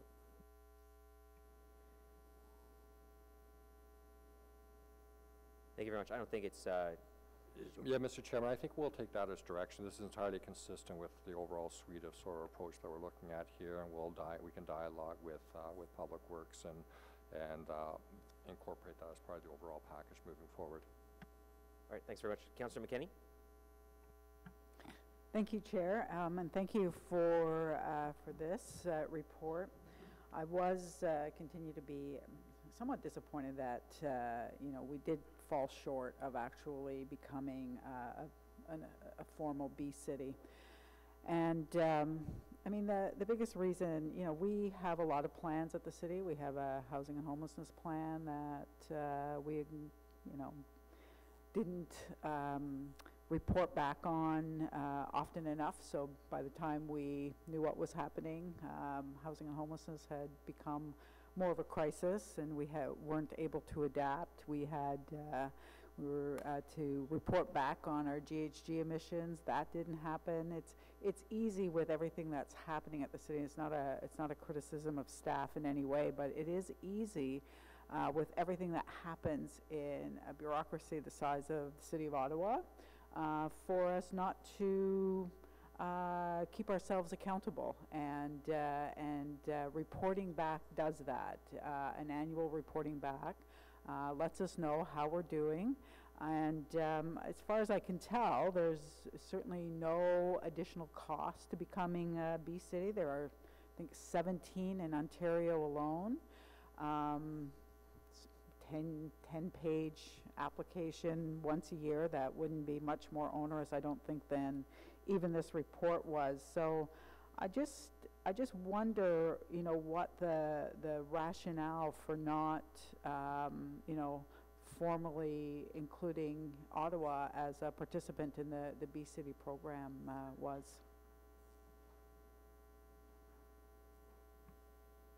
Thank you, Councillor. As we said in the report, I mean, as we've seen, there are at least 2 such programs that we certainly could sign up for if that is Council's will. Staff's concern merely is that, as we said, it does create some additional administrative burden on top of what we are already doing, and it just didn't seem to us to add sufficient value to warrant the allocating of somewhat limited resources that we have at this time. A lot of the actions required under these programs, the city has already institutionalized within its policies and practices. So there's not, in some cases, there's not a great deal of opportunity for large improvements. There's always room for incremental improvements, of course, and the report presents some of the things that we are proposing to do. But again, we would prefer to, instead of signing up to a specific program or multiple specific programs, we would prefer to have a more local solution of declaring a more inclusive Pollinator Appreciation Day, as suggested by Councillor Eglai, and enhancing the work that we are already doing in terms of supporting all pollinators without concentrating on any particular type, as attractive and charismatic as some of the species may be. And Chair, through you, if I just might add to that, traditionally we have been a policy shop, and what we're really trying to do now is we're trying to take some of that and deliver on programming. So this is kind of one of the first examples in our new unit of doing that. So now that we've lined up 4 or 5 programs, it will also be to our group to coordinate those. So just on our ability to continue to coordinate and deliver on programming and policy, and then having that administrative burden. So that was one of the things. We would rather be putting our efforts into the programming and actually getting things done, but I appreciate what you're saying. So just wanted to add to that. Thank you. Yeah, and I certainly can appreciate that. And it's not, we never want to just add to the administration of the organization, of staff. except that, you know, if I think about in the, you know, in the downtown, for example, one of the things that I battle weekly is staff, you know, providing permits to cut down trees. And it's once a week I have somebody, whether it's a staff person or a developer, somebody comes to me and tells me why it's a really, really good idea to cut down 1 or 2 trees in the downtown core. And, you know, I use every tool I can to try and stop it. But, you know, it continues to happen. So I think that, again, I go back to the accountability. I go back to just us getting an update, you know, having a proclamation doesn't do that. We won't understand what we've done after a year, you know, with just a simple proclamation. So, you know, I think that, you know, maybe I might fall short of an amendment to, you know, that the city become a formal participant in the B-City program. I may bring it back in a year if I'm not satisfied that this is not a whole lot more than just kind of a generic package around pollinators. But maybe maybe it's a friendly amendment that in 1 year we do get a formal report back, you know, to ensure that, to ensure that we get, you know, to understand what we've done, what measures we've taken that would have been included in us being part of B-City. Yeah, the motion before us does have Does a it do reporting that? back to this committee in a year. In 1 year? Yep. Okay. Okay, so I'll wait and see what that does, and I'll count the number of trees that our staff allow to come down in the downtown in that time, and I'll make my decision then. Thank you. So if you're planning to cut down a tree, make sure Catherine's not around. I'm just joking. Yeah, you can cut down trees in North Core. Yeah, I think the key thing here is that you saw the work plan. You saw the things that, I mean, Amy's group are working on the urban tree conservation bylaw. They're working on the urban forest management plan. We want actual tangible results out of these staff. We want to see progress on some of our files, and I think if we continuously be caught in the weeds on clerical work, I just think we're going in the wrong direction. So what they're seeing is an opportunity to say, listen, we're doing this stuff. We're doing these tangible results that would be you know, components of the B-City designation or even the mayor's Monarch pledge. So let's get this stuff done, but let's avoid some of the clerical work and just focus on actual results from this department, from our National Systems Unit, both through this committee and through Planning Committee. Any questions? Councillor Hubley. Thank you, Mr. Chair. With respect to the B Hotel for City Hall, I believe Brook Street Hotel in Canada's already got one. Is that along the lines of what you're trying to start here? Thank you, Councillor. I believe the Brook Street Hotel actually has beehives, which is different from a bee hotel. Beehives are managed domestic honeybees for the production of honey to be used in the hotel, I understand. There are significant constraints to having beehives in an urban area under the Provincial Bees Act. In most cases, it's not feasible to be compliant with the provincial legislation in terms of locations of beehives in proximity to public parks, residences, roads, all that sort of thing. What we're proposing is a bee hotel, which is more like a birdhouse, if you want to think of it that way. It's a structure providing habitat for native bees to take shelter in, have their little nests in. This is a very different prospect than a beehive, which consists of thousands, tens of thousands of worker bees and the queen bees and everything, all working very hard, collecting honey, coming back, protecting their hive. A bee hotel with native bees, you're not going to have that kind of population levels. Native bees tend to have very, very small colonies, or they're single living creatures, so you have very much smaller numbers of insects. Many of the native bees don't sting, so there's also that factor. And the bee hotel is not regulated under the Bees Act because we are not managing those bees. We're simply putting out habitat for them. So it's actually quite a different thing from what managed beehives on various locations would be. Okay, thank you. And my next question is, we've already started with butterfly gardens in Canada. I think we have two. I know I have two in my ward. I think there may be one in the north as well. And we call them butterfly gardens because that's what they attract a lot of, the butterflies, but they also bring in the bees because they're pollinators and there's no signs up saying bees can't come or anything. So they use it. When we did those, we worked with the park planner who was able to tell us what species to use, what species was, you worked with Mike? Okay. So it was relatively simple to do, and then we hired a landscaper, and I think each garden cost around $35,000, and they're a good size, and they included benches and rocks, because the butterflies love rocks. So yeah, so I'm just wondering if maybe some of that experience that we went through there could be made available for other councillors to reference if they choose to create such a garden. So would that be possible? Absolutely, sir. I would welcome that you share the landscaping plans and the species lists that you had for those projects. Certainly, the city has also been funding the creation of pollinator gardens in other parts of the city through our Community Environmental Projects Grants program. We've seen a real upswing in interest in such projects over the past few years, and one of the things that we're going to consider over this next year is whether we can perhaps ask for an increase in the funding envelope for that program or earmark a specific portion of it towards pollinator garden creation.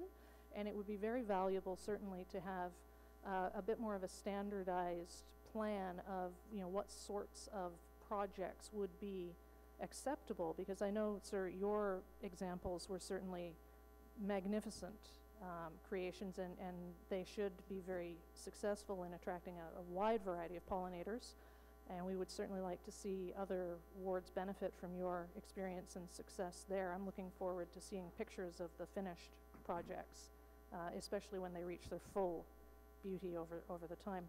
We're very pleased that we've been able to secure the garden bed here at City Hall for a smaller scale conversion from, just a regular flower bed to one that's specifically focused at attracting pollinators with hopefully at least some native species. Given the extremely urban conditions, we may be a little more constrained there. But, absolutely, sir, I would welcome you sharing the plans and the species list. Thank you for your kind words. Just in closing, one other thing, Councillor Brockington brought it up about working with hydro. We're doing the same thing in our area where we've asked them where they've had to come in and clear out the brush to actually use wildflowers and pollinator-friendly plants. So I wonder if that's something we may want to look at across the city with, well, in my case, I'm working with Hydro 1 out there, but Hydro Ottawa would hope would also adopt a similar program where they would consider that as something to do when because they have to clear these things every 5 years, I think. So, okay, thank you. Thank you for your work on this. Thank you very much. Councillor Egley.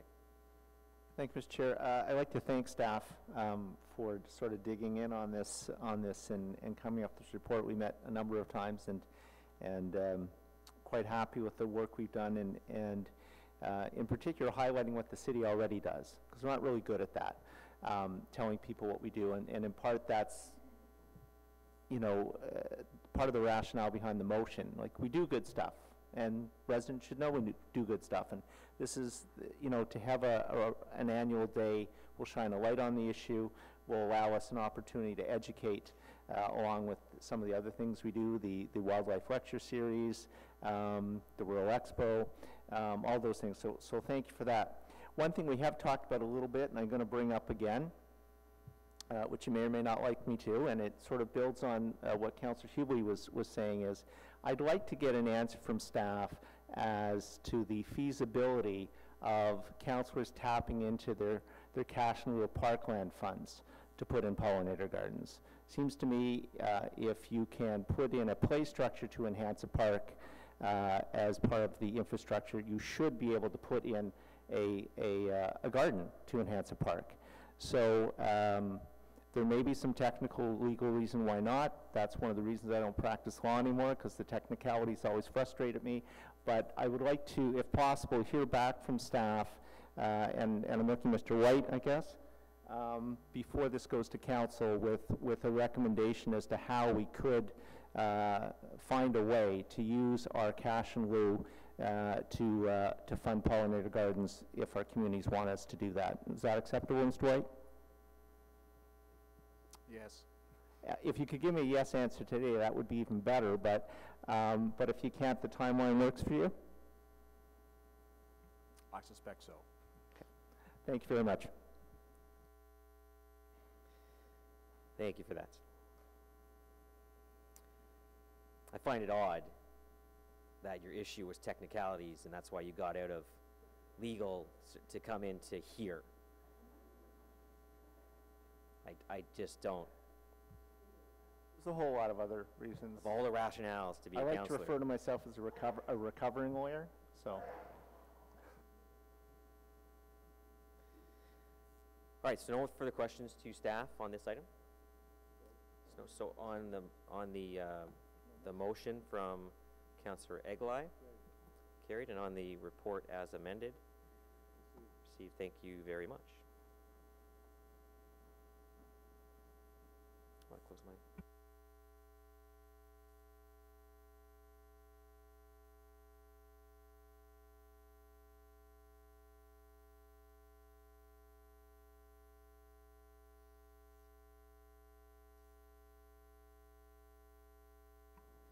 So next item on the agenda is item 5, which is a request for a delay in the introduction of single-use plastic bags into the green bin. So this is a councillor's report, so it's not necessarily a presentation. So we have the report before us. The motion says that this committee should recommend council approve the City of Ottawa refrain from the introduction of single-use plastic bags into the green bin until such time that research into the effect of introducing single-use plastic bags to the green bin have been presented and fully considered by this committee. I just want to get some background from staff in terms of the decision from council and the contract negotiation, the settlement of the arbitration from a couple years ago between the city and what was then Orga World. It's now called Renewy, which I think is available on shelves at Toys R Us. It's like the worst name ever for a company, but. Chair, if committee recalls, this was a settlement from a long-standing dispute with the former Orga World, where originally the dispute was about the inclusion of leaf and yard waste in with the organics. And we were, let Mr. White clarify, but I believe we had actually had an arbitration award in our favor, but then they were appealing the award. Anyways, it was an ongoing dispute. Orga World changed hands to Renewy. The new company owners were willing to discuss the contract with us, and in fact, it's one of the first times in my career that I've seen a successful opening of a contract and a successful, for the city anyways, and for Renewy, a successful resolution. So the contract was renegotiated, and as I said, it was successful terms to the city. The putter pay was lowered from $80,000 down to $75,000, which is very achievable by Ms. Journeau's programs. The enhancement was put in place to, and this is something that we heard from many members of council and many members of the public, the enhancement to include plastic bags for participation in the green bin program, and also to include dog waste inclusion in the green bin program. And that was actually done. There was a provision for those in the existing contract or the previous contract, but we were actually able to lower significantly the cost of those enhancements. So we went from, rough numbers, we went from about $150 a ton down to about $124 a ton. So those were all done. So that's where we sit today. I've said in the past, this is by no means an endorsement of single-use plastics. What we've heard from the public through the work we did with Leger, and certainly the work that we're doing as part of the refresh program or report that you'll be getting later in the spring, we've heard loud and clear, especially for multi-unit dwellers, that the yuck factor is the biggest barrier to participating in this program. So I sincerely, in my professional opinion and in my personal opinion, I don't think we'll be able to kickstart this program without this provision. In our terms, I'll let Ms. Journeau pipe in if she wants to, but staff's opinion is that, as I said, it's not an endorsement of single-use plastics. We'll be using a hierarchical approach to our promotion, but the single barrier to this program is the yuck factor, and we need to kickstart this program. We've been, as councils, known this has been stagnant for a number of years, and we need to kickstart, and we need a tool. And the tool's convenience. It's not about single-use plastics per se, it's about convenience. So if I might add, organic waste is half of our waste stream. Every home, half the garbage produced in your household is organic waste. And currently only 50% of the population, single-family homes, are actually using the green bin program. So this is a huge resource that is currently being landfilled, and by moving to by using or allowing people to use plastic bags that they may already have in their home, this will facilitate their participation in the program. All right, thank you for that. Mr. White, did you want to provide a comment? I know Mr. Wiley had mentioned your name.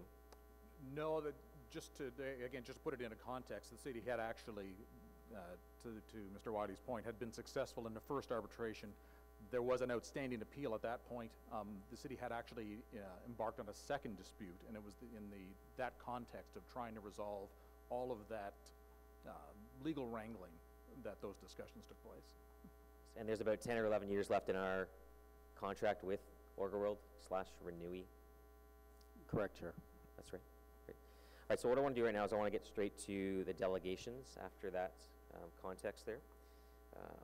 So our first delegation is Luis Perez Martin, who is the brand manager at Glad Canada.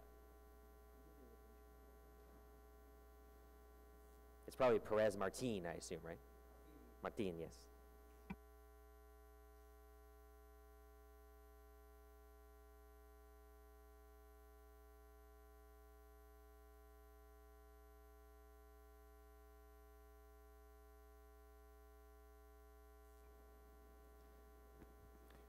Good morning, and thank you for the opportunity to speak today regarding Ottawa's Organics program. My name is Luis Perez Martin, and I am the brand manager for Glad Waste Diversion at Clorox Canada. The City of Ottawa and Glad brand have a long-standing relationship that goes over a decade through the Cleaning the Capital program. Glad is proud to be entering its third year as the main sponsor of this program, in which, besides financial support, we provide around 45,000 bags for litter pickup as residents come together as a community and combine efforts to keep the city clean. As a leader in the waste management industry, Glad has partnered with municipalities for over a decade on how to successfully launch and transition waste management programs. We have taken the time and we have put together the effort to understand consumers. Glad has marketing knowledge and expertise to change consumer behavior and ultimately improve programs' performance. In that sense, I would like to take a minute and recognize you, the Councillor of Ottawa, on the decision to include bioresin bags in your program. After talking with hundreds of Canadians, we know that the biggest reason why people wouldn't join a paper-only program is the ick factor, or yuck factor. It is messy and it is smelly. By accepting bioresin bags, you are eliminating that barrier.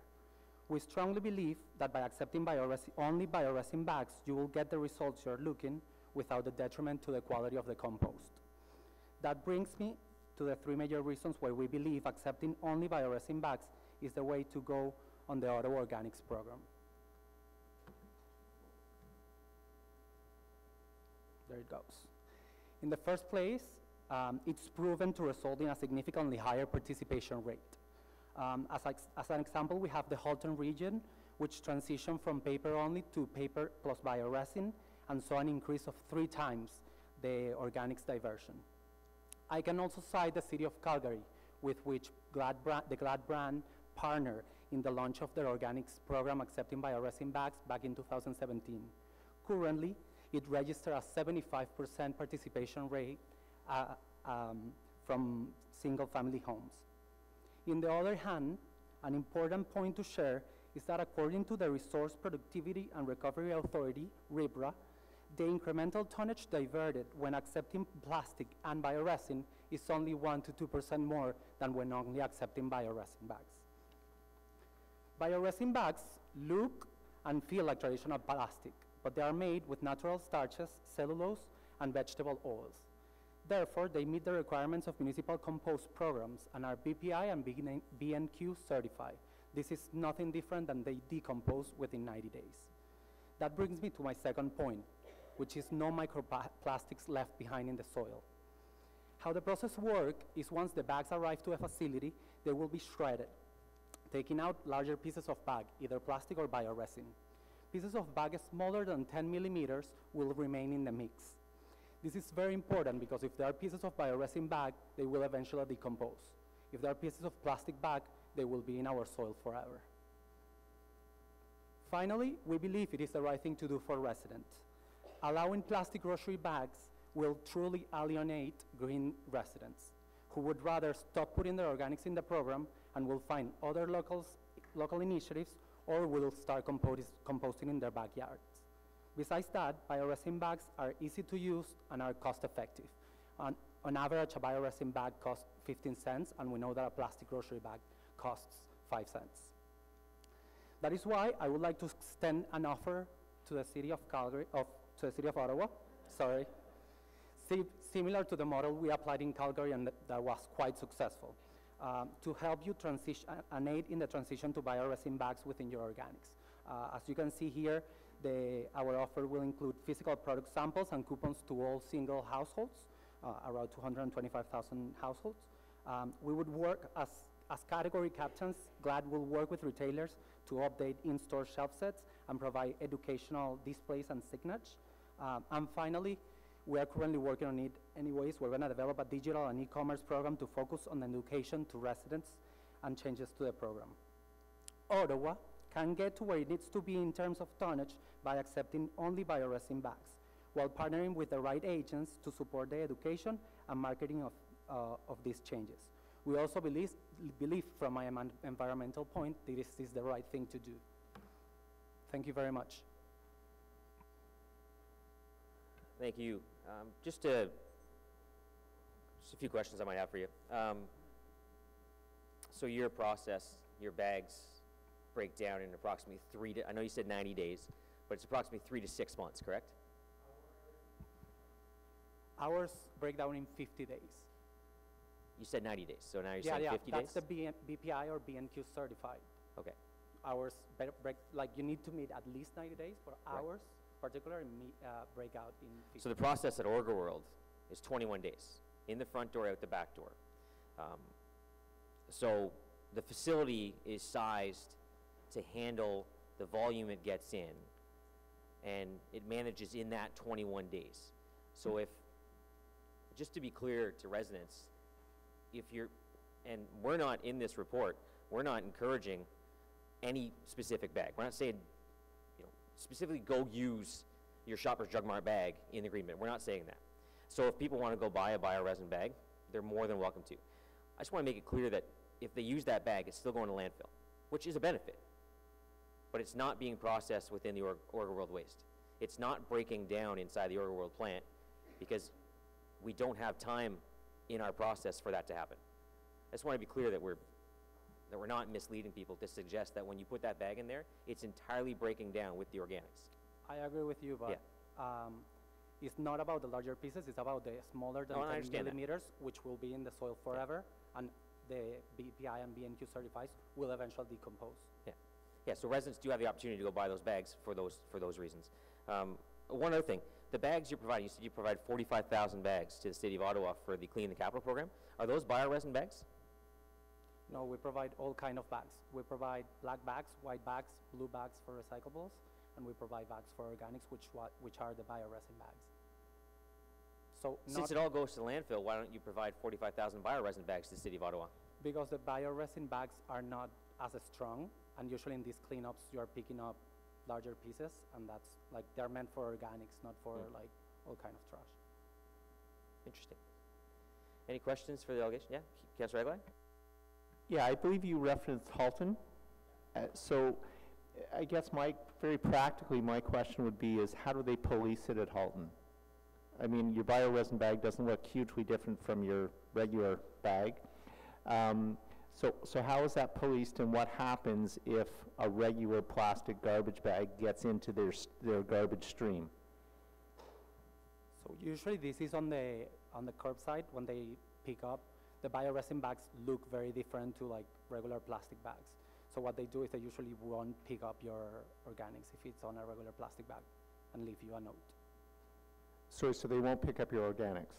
They just leave them on the side of the road? On a plastic bag, so you'll learn that you shouldn't put it on a plastic bag. Okay. And assuming though a plastic bag does get through the system somehow, what happens to the machine? Like what happens? I do not work in a mayor facility, so I wouldn't be able to answer your question. So you don't know if their facility is geared towards dealing with both types of bags, or if the wrong kind of bag gets in there, it gums it up? Yeah. Okay, fair enough. Any other questions for the delegation? Seeing none, thank you very much for your time. Thank you.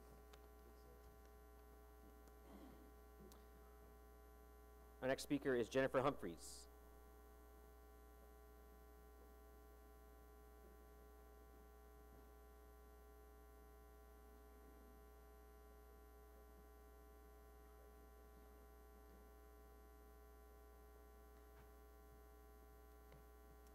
Good morning, everyone. I think it's still morning.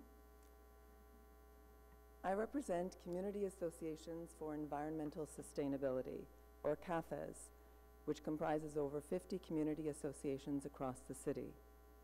In November, CAFES met to discuss the new term of council. At that time, we developed our position on key issues, which members forwarded to their councillors.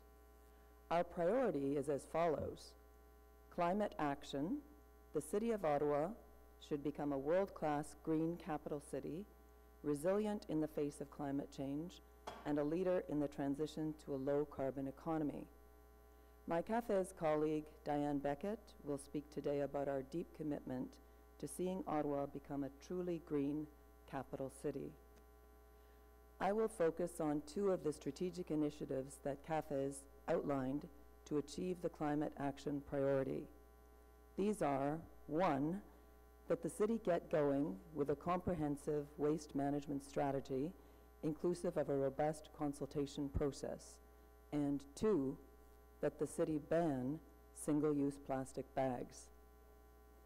In regard to the first strategic initiative, CAFES members are pleased that the roadmap toward a new waste management strategy will be launched during this quarter. We have met with the long-term planning group responsible for drawing the roadmap, and we look forward to further dialogue. However, in regard to the second strategic initiative, we are deeply concerned and perplexed that the city plans to move ahead with allowing plastic bags in green bins. We consider this a regressive measure, not a progressive one, and unworthy of our city. As I've mentioned, rather than encouraging their use in green bins, CAFES strongly recommends that plastic bags be banned. Reducing our collective plastic footprint is increasingly a top priority across this country and internationally. The European Union stands out, but it's not alone. Kenya has completely banned plastic bags, and Nigeria is considering a ban. But while the world is aiming to limit plastic waste, it seems that Ottawa is downright encouraging it. Cities across Canada are discussing bans. I think you know some of them, trailblazers such as Montreal and Victoria. Halifax is considering it. Prince Edward Island will be banning plastic bags across the province as of July 1st. CAFE's members want to see Ottawa taking this kind of progressive measure. It's in keeping with the ambitious commitments made by our federal government under the G7 Ocean Plastics Charter and with the FedProv strategy on zero plastic waste adopted last November. As has been mentioned, our provincial government is currently looking at issues around waste and is even asking for consideration of plastic bans.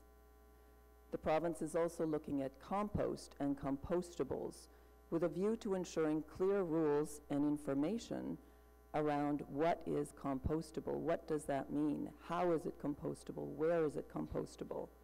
It's important that we review the research on this and truly understand what it means.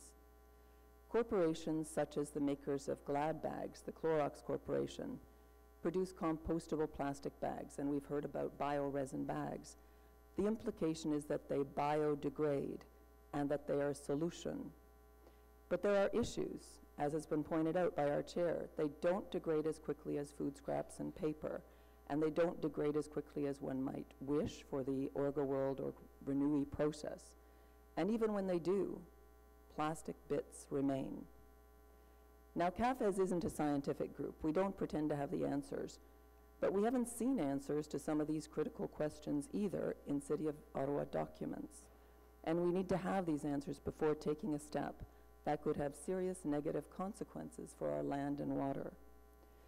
The motion put forward by Councillor Menard seeks that the city refrain from allowing plastic bags in green bins pending further research and consideration by this committee. CAFES fully supports this motion. Like Councillor Menard, we believe absolutely that more research must be done and made available to this committee. This includes research on what measures could increase the volume of organics collected in the City of Ottawa.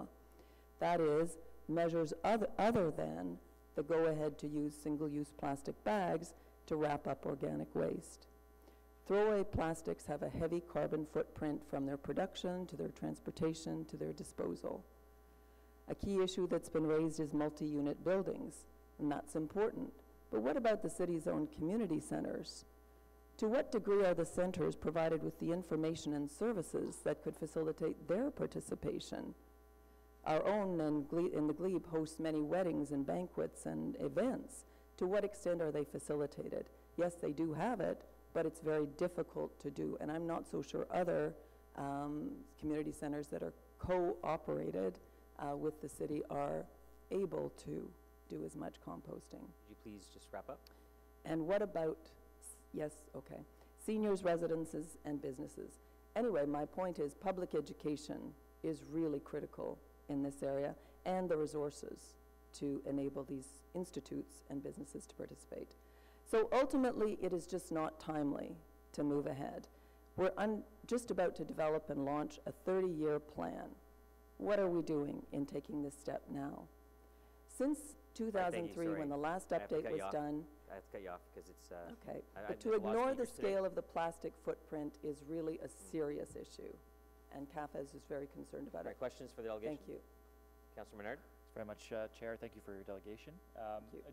Are you aware of how much the city spends on education versus other cities across the country on organic stream recycling? My colleagues from Waste Watch Ottawa, our friends from Waste Watch Ottawa, have done research on this, and it appears to be approximately 1/3 of what other cities are spending. Thank you very much. Appreciate that. Thanks, Ms. Humphreys. Thank you very much. Our next speaker is Kate Reiki.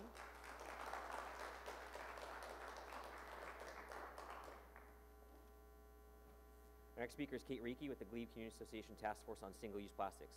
Your name is almost as long as ours. I'm very happy to be here today, and you'll find that my presentation complements and is very much aligned with the previous presentation. The Glebe Community Association's Task Force on Single-Use Plastics has been working very hard over the past year, engaging our community on the issue of single-use plastic reduction. And I can tell you that our community has very strong opinions. We really would like to see the city reduce if not ban, single-use plastics of various sorts, in particular plastic bags. We therefore wholeheartedly endorse Councillor Menard's motion today to delay the implementation of the last council's decision to allow plastic bags in the green bin until we have more research to undergird the decision. There's potential effects of this decision could be long-lasting and very difficult to undo once done. Although Mr. Wiley has stated that, that this decision should not be taken as an endorsement of single-use plastics, we actually beg to differ. We believe that by promoting an end use for plastic bags, we're implicitly saying we're not banning them, we're not getting rid of them, we're in fact giving a reason to continue using them. So we find that this, as the previous presenter said, we believe that this flies in the face of the global trend to reduce or ban single-use plastics. It flies in the face of what Canada's been trying to do internationally with the G7 and the Ocean Plastics Charter. We've played a leadership role internationally, and yet what are we doing internally? And you know, the next item on the agenda is the climate emergency, and if Ottawa ends up moving forward with declaring a climate emergency as being proposed today, it's clear that a decision, moving forward with this decision is not congruent with that, because there's a huge carbon footprint associated with the production and transportation of plastics, so it's all related. So we believe that a responsible stewardship by the city requires evidence decision making.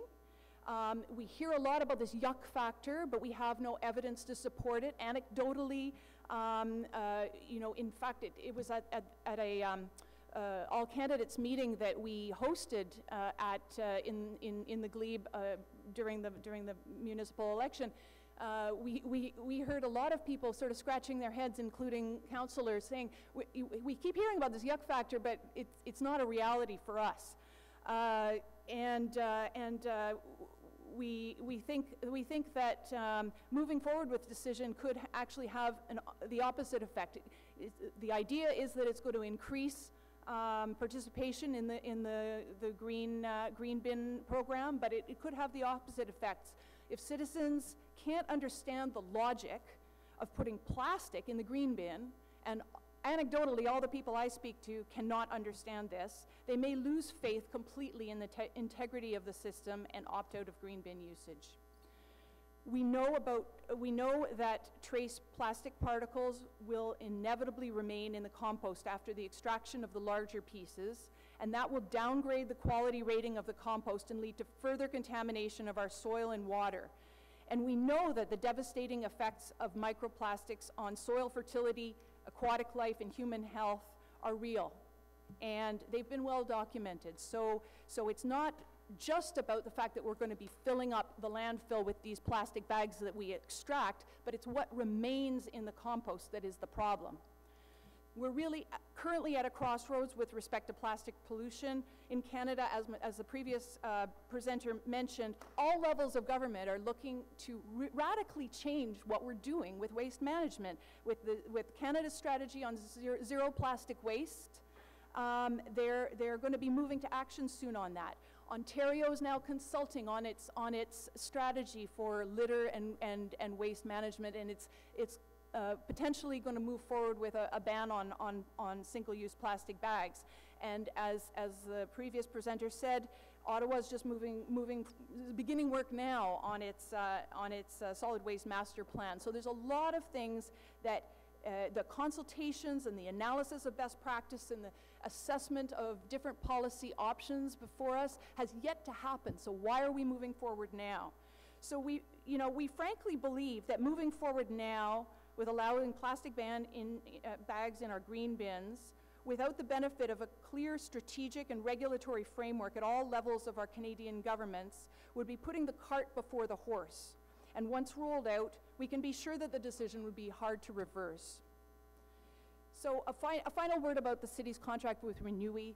We've heard the discussion about Renewy, but we do not believe that that we would need to change the contract with Renewy. The additional services that the renewed contract would provide are needed anyway, in any case. So it's not a reason to move forward with introducing plastic into the green bin.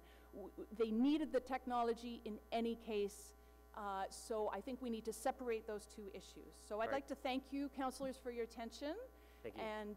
And hope you make the right decision. All right, so Ms. Reiki, just a question.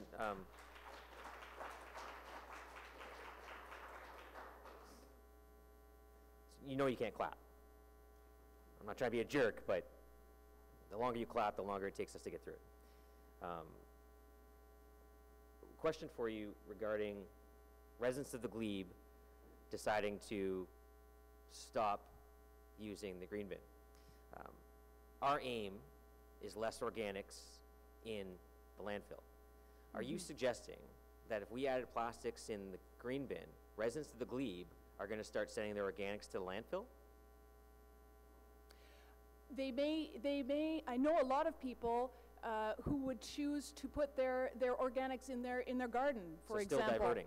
Pardon? Still diverting from the landfill. Yeah. Yeah, that's the goal. Well, I mean, if the question is about if we go ahead. You stated that people will become so disenfranchised with the green bin program that they'll stop using the green bin. Yeah. But are you saying that they'll then put their organics in the landfill?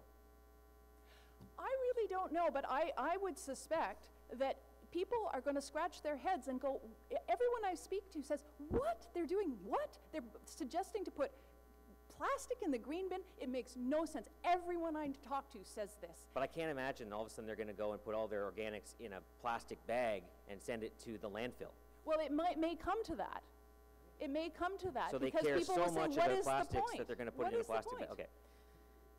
Okay. The goal is to divert organic waste from the landfill. Yeah. We believe this will do. I believe this will do that. I would hope that they would use their gardens, but and that's great. If people yeah. do that, that's great. Yeah. I'm all for that. I just don't want organics in the landfill. Yeah, we agree on that. Perfect. Yeah. Any questions for Ms. Reiki? Councillor Cloutier. Thank you very much. And I just want to, it's not a question, but a comment to your points. There will be nothing that, the objective is not to encourage people to use plastics. The objective is to increase the diversion rate, because currently only 50% of families use the green bin and only 40% of organics go to Renewy. The rest are going into garbage bags, into plastics, and going to the landfill. That is the objective, and in no way, shape, or form did the council in March 2018 have an objective to increase the use of plastics.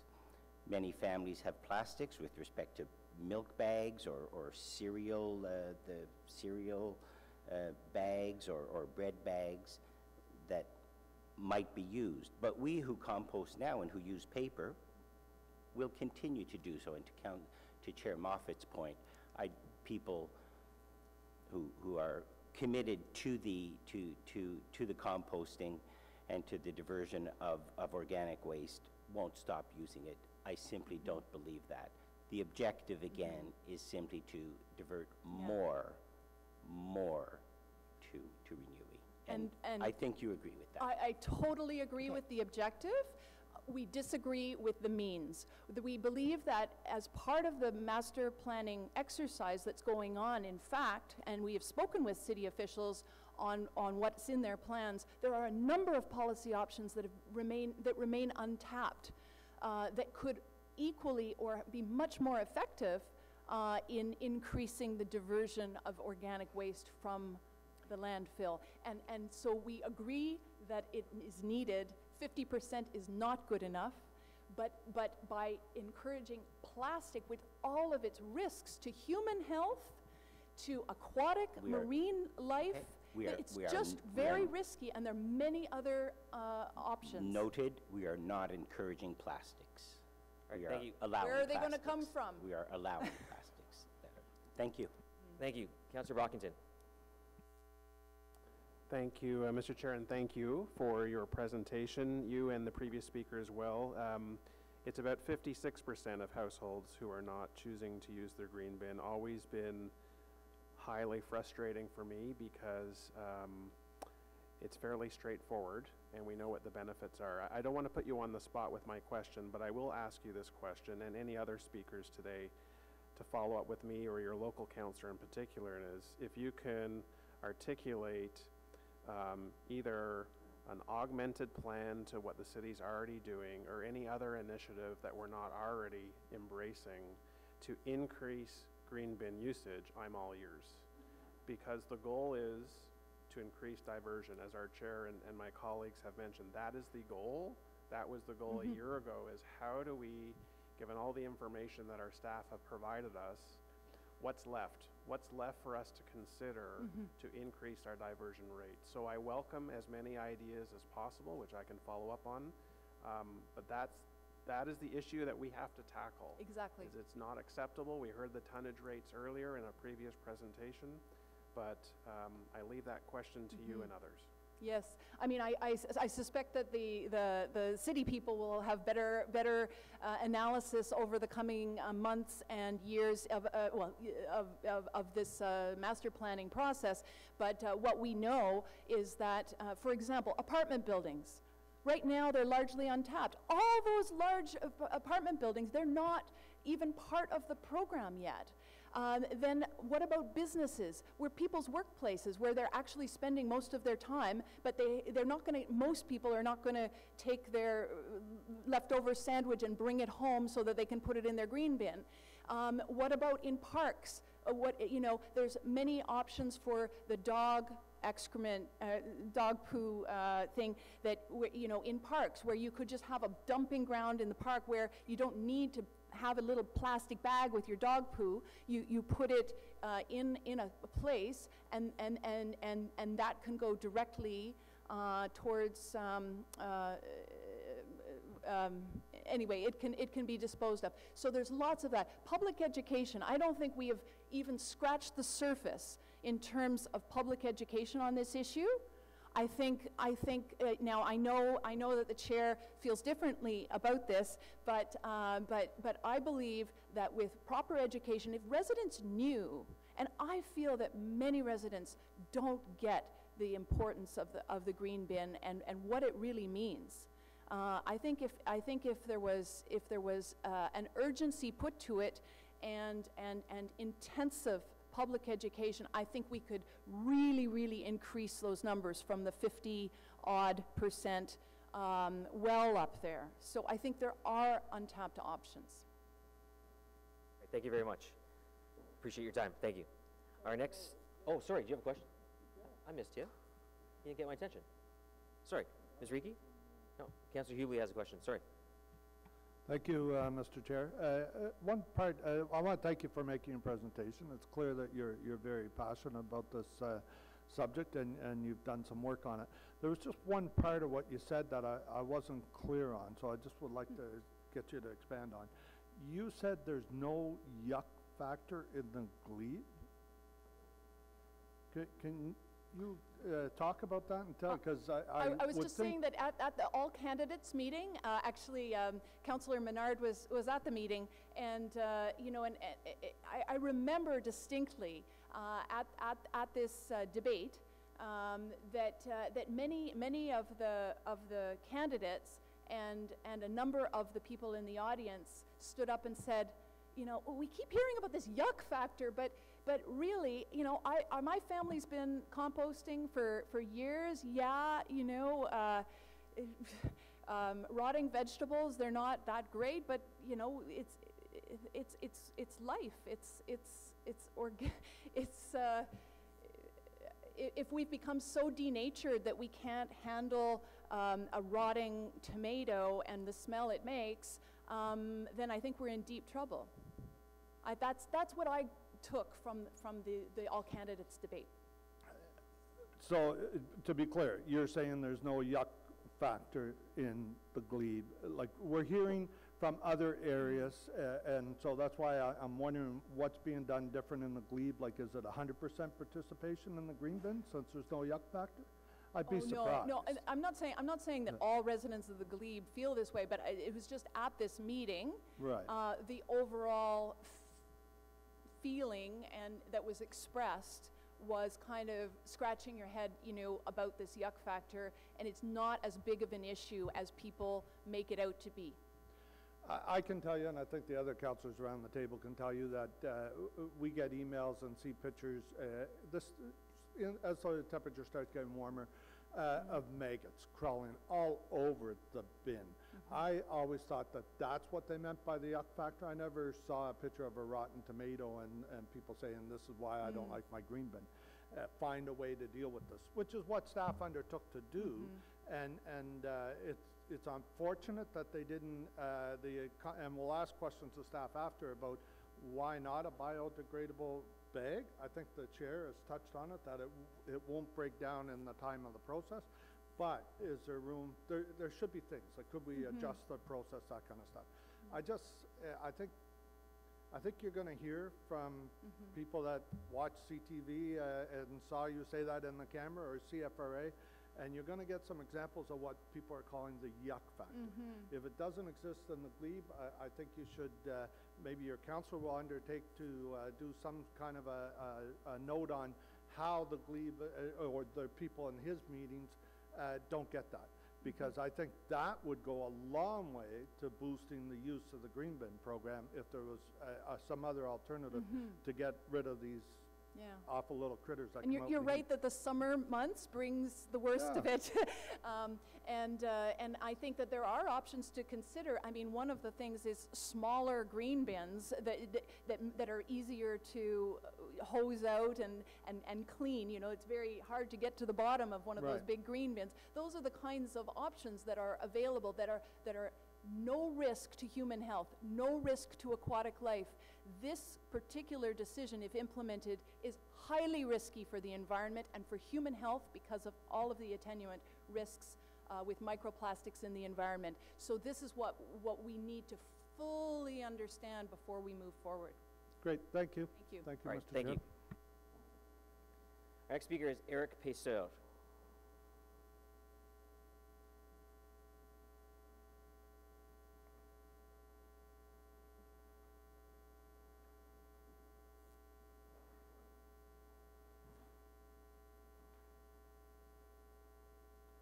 All right, thank you, Eric. You have 5 minutes.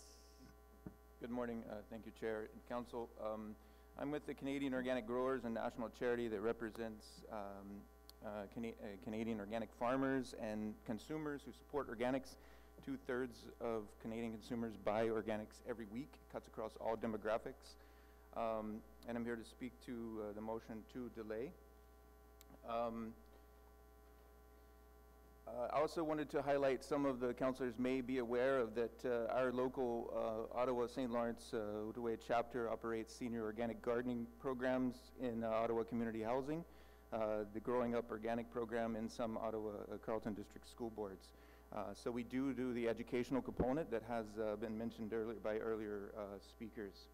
I also just recently moved to Ottawa from Guelph, right, where thousands of my former neighbors divert their waste into their backyard for urban agricultural production. And also recently, a couple of years ago, someone started a business, a very lucrative business, cleaning out green bins in their organics program for those people who have the yuck factor. Most of the residents that we knew in Guelph didn't have the yuck factor. They understood that this is soil microbiology, this is STEM, this is educational opportunity for children. And in fact, my 7-year-old, who is in school today in his French school here in South Ottawa, was disappointed that he doesn't have a composting bin, as his French school in Guelph did, and was asking why.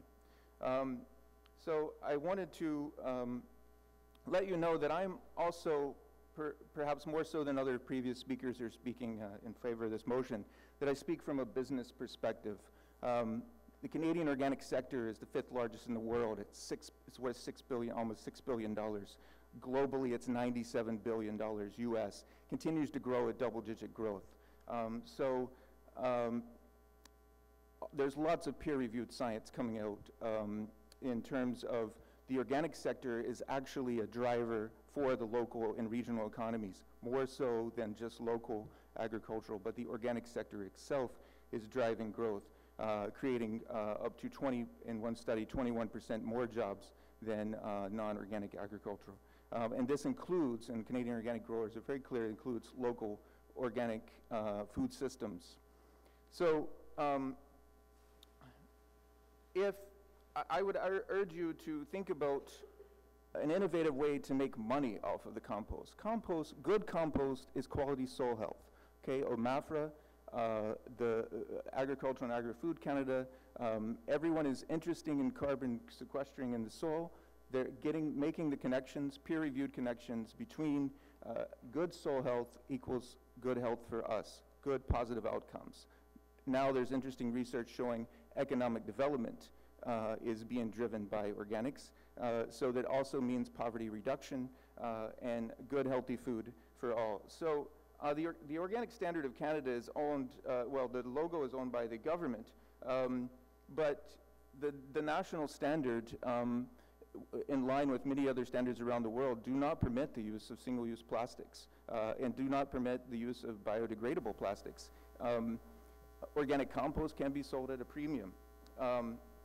We know that mechanical extraction will not remove these plastics. They will not break down in time. And if you're putting them on the farmer's fields, then we know that they're going to remain. As someone has raised earlier, you know, why should we continue to add more plastic, right?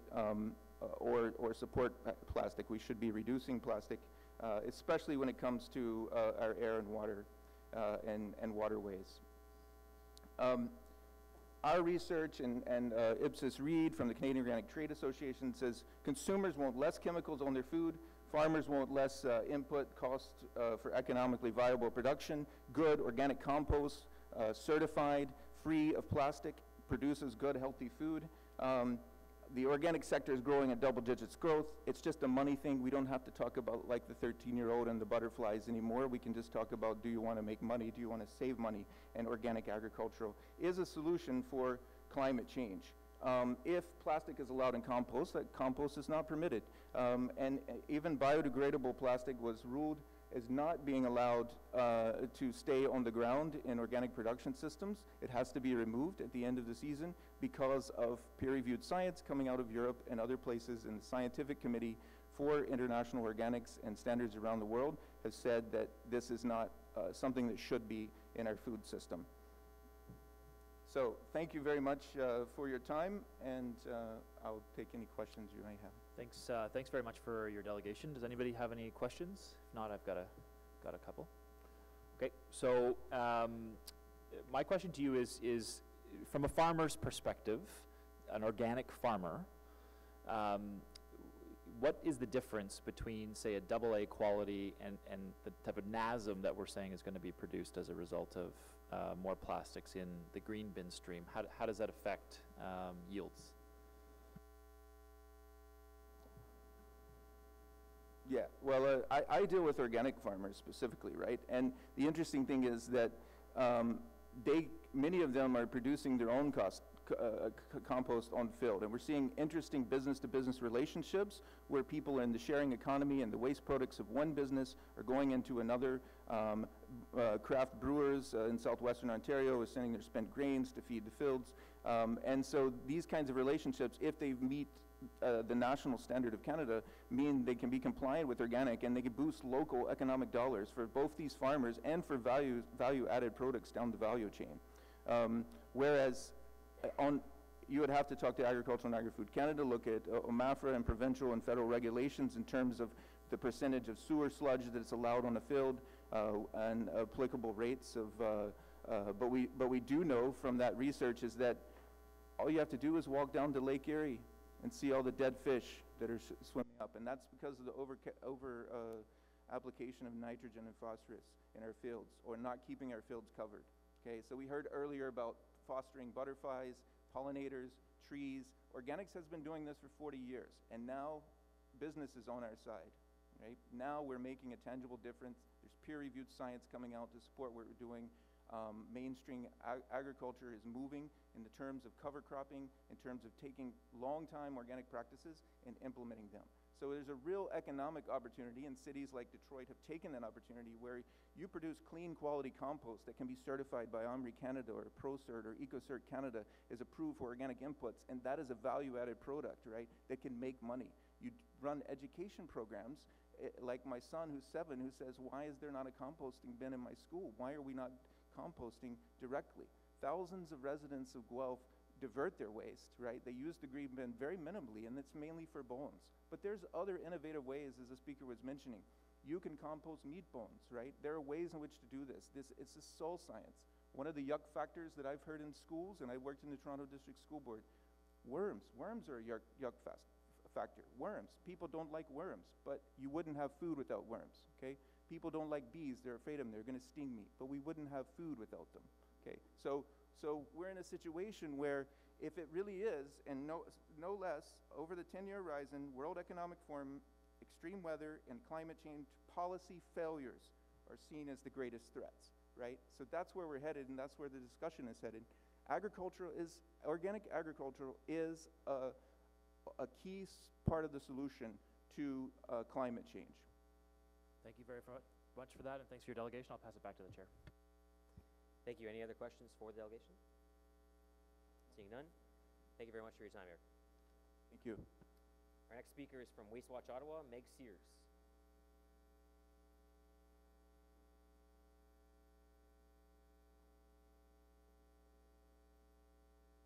Yeah, I guess so. And then following Meg Sears, we have Brian Tansey, Michelle Meyer, and Trevor Hachet. Then apparently lunch, because some councillors want to have lunch. I just let my fat cells eat themselves, and then I move forward.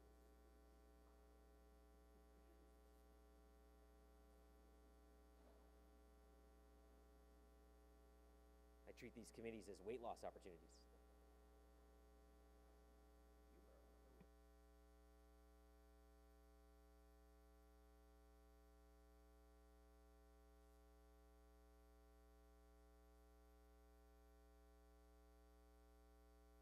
Just gotta push your button there to.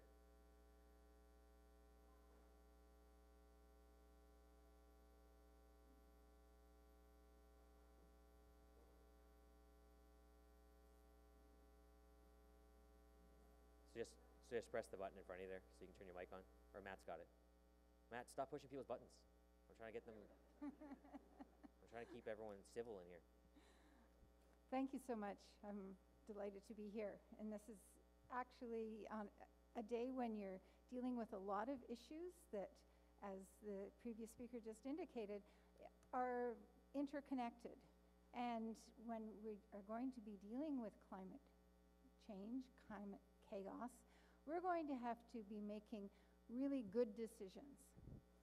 And that's what Waste Watch Ottawa has been looking at. So just to start off with, I'm Dr. Meg Sears. I have a background in chemical engineering, applied chemistry, also environmental health. So I've got a broad background in environmental issues. And I've been involved with Waste Watch Ottawa. We bring forward evidence to guide better management of waste. And we came out with a report a couple of years ago indicating how Ottawa not only did not do a lot of public education, which is relevant here, but that there were other ways that Ottawa could improve its waste diversion, because Ottawa was lagging and was actually sadly one of the poorest in Ontario amongst larger municipalities. So we realize it's really important to understand as an engineer, what's under the hood here. What are we talking about? What is actually happening at Renewy? And so up on the screen, Waste Watch Ottawa took a sample of the compost, and we watched that. And it's rather difficult to see on your screen. I do have paper copies if you would like. So 700 grams of compost looks sort of like a milk bag. And within that, we already have a lot of plastics. We have glass. We have bristles. We have plastic packaging from fruit bags. We have hard plastics. It looks as if some people just throw their rotten yogurt in the green bin container and all. So our compost is already contaminated. And the other interesting point here is that if 1 ton goes into the plant at the front, then about 1/3 of that comes out the other end as compost. And the rest of that 70% is water vapor, and it is contamination, plastics, and who knows what else that gets taken off to the dump. So right now, what is going into our green bin is pretty highly contaminated, and it's creating a lot of work. It's creating low quality material, and we could be doing a lot better. And you have to realize that if you've got plastic bags in there, and then they're shredded and taken out, you take along all the contamination of the plastic bags. So here we have 2 kinds of contamination. We have the plastic bags you have to take out, and then we have all of the extra that's stuck onto it. So we lose out on what's actually valuable that we want to preserve there. So we do have a bit of a problem here, and Waste Watch Ottawa feels that we, first of all, we have a contract that said that Renui is improving its extraction of contamination. Obviously, extraction of contamination is never perfect, and there is still work to be done. So there's not a lot of value to be saying, okay, we're going to promote addition of non-compostable plastics or non-compostable materials of any kind into what is supposed to be a compost stream.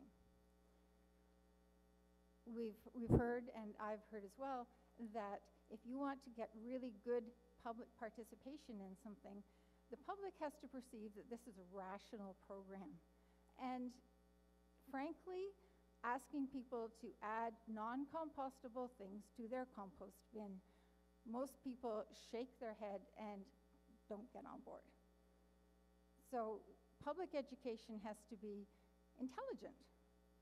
And asking people to add this, taking this step is not intelligent and is going to backfire.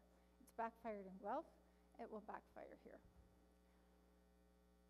And so finally, the only other comment that I would make is that I have expertise in the effects of these plastics in the environment, in health, and if you would like to avail yourselves of that, I'd be more than happy. Thank you very much. Thank you, Councillor Monarch. Thanks, Chair. Thanks for your delegation. Waste Watch Ottawa, I know, has done some tremendous work on low or no cost options to actually increase our diversion rates to away from landfill. Can you just go through a couple of those? Like, what would these ways of increasing our diversion rates, do you think, be greater than what this plastic bag in the green bin would yield? And how much money would we be spending on them to do them? Waste Watch Ottawa is just finishing up a report with students at the University of Ottawa, and so that will be available probably within 2 months, by the time we get everything all fixed up and so on. But the biggest, it seems that the most progress can be made using what is called a pay-as-you-throw system, where if you are putting your waste in an appropriate stream for recycling, doing a good job of composting, then you don't have a lot of residual garbage. And So everybody is allotted perhaps a bag or a bag and a half a week of, that is put in a clear bag, and then that's your garbage, and that has had the best effect in increasing diversions in the major municipalities that have been studied. There is a privacy issue, so you can have a small dark plastic bag for whatever you want to keep private, but you know, it's actually two steps. First of all, you're restricting how much people can put into their waste stream. That may be, and then if you have extra, then you have to pay for it. You pay for a tag, you pay for a bag or whatever. There are other ways of doing it. That's the basic thing. And the other aspect is that when the municipalities have started this, if you're using the clear plastic bags, there's an added benefit in that if there's too much contamination there, if there's too much organic waste, it gets left on the street. And a sticker's put on it saying, this bag has organic waste, that should go in your green bin, and it's left there. And that would be free, right? I mean, that people would, instead of buying other garbage bags, they'd have to buy clear plastic bags, same cost, but they wouldn't be picked up if there was a lot of organics in there. That would be a free method, I guess, versus what they do now. Okay. Yep. Okay, thank you. So yeah, there's the two parts, you know, the restriction, and then this, you know, sort of public, well, basically it's just enforcement. So there's enforcement on two sides, not contaminating the waste stream, but also we really do have to have better compost, because right now, if there's glass there, you don't want to be putting that anywhere. All right, thank you. I know we spoke of this before. Obviously, organic waste produces methane. Just correct me if I'm wrong. The impact of methane on the environment is 20 times worse than the impact of CO2. Is that correct? Roughly, but the point here is that you get methane if you have a process that is. Was I roughly correct? That's roughly correct. Okay, it's time averaged, so over 20 years, it's about 20 times. But and organic waste produces methane in abundance that isn't captured all the time, right? Only if you're keeping it in an oxygen-restricted environment. At Renewey, they put air through it, so they do not produce a lot of methane there. But they do produce ammonia. If there's more organic waste continuing to go to a landfill. Oh, in the landfill, yes, absolutely. It's going to produce a lot of right methane. now we are collecting landfill gas. We're taking it's a mixture of carbon dioxide, methane, ethane, and so we're actually producing electricity using the landfill gas from, I believe from Trail Road, isn't it? So the focus really needs to be getting that organic waste out of the landfill, correct?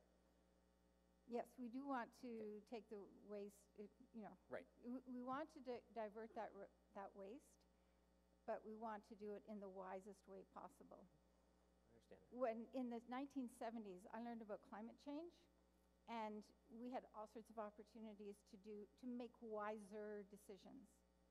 And right now that we are down to the wire on so many issues, environmentally, we have to be making the wisest decision. We have to be shifting our expectations of ourselves, our governments, and our citizens. You got away from making polyester pants, so that's... Sorry? You got away from the 70s and making polyester pants, so that's something. No? Not quite sure where the polyester pants came from here. That's what I'm saying. You had them in anyways. Okay, thank you very much. So our next speaker is Brian Tansey.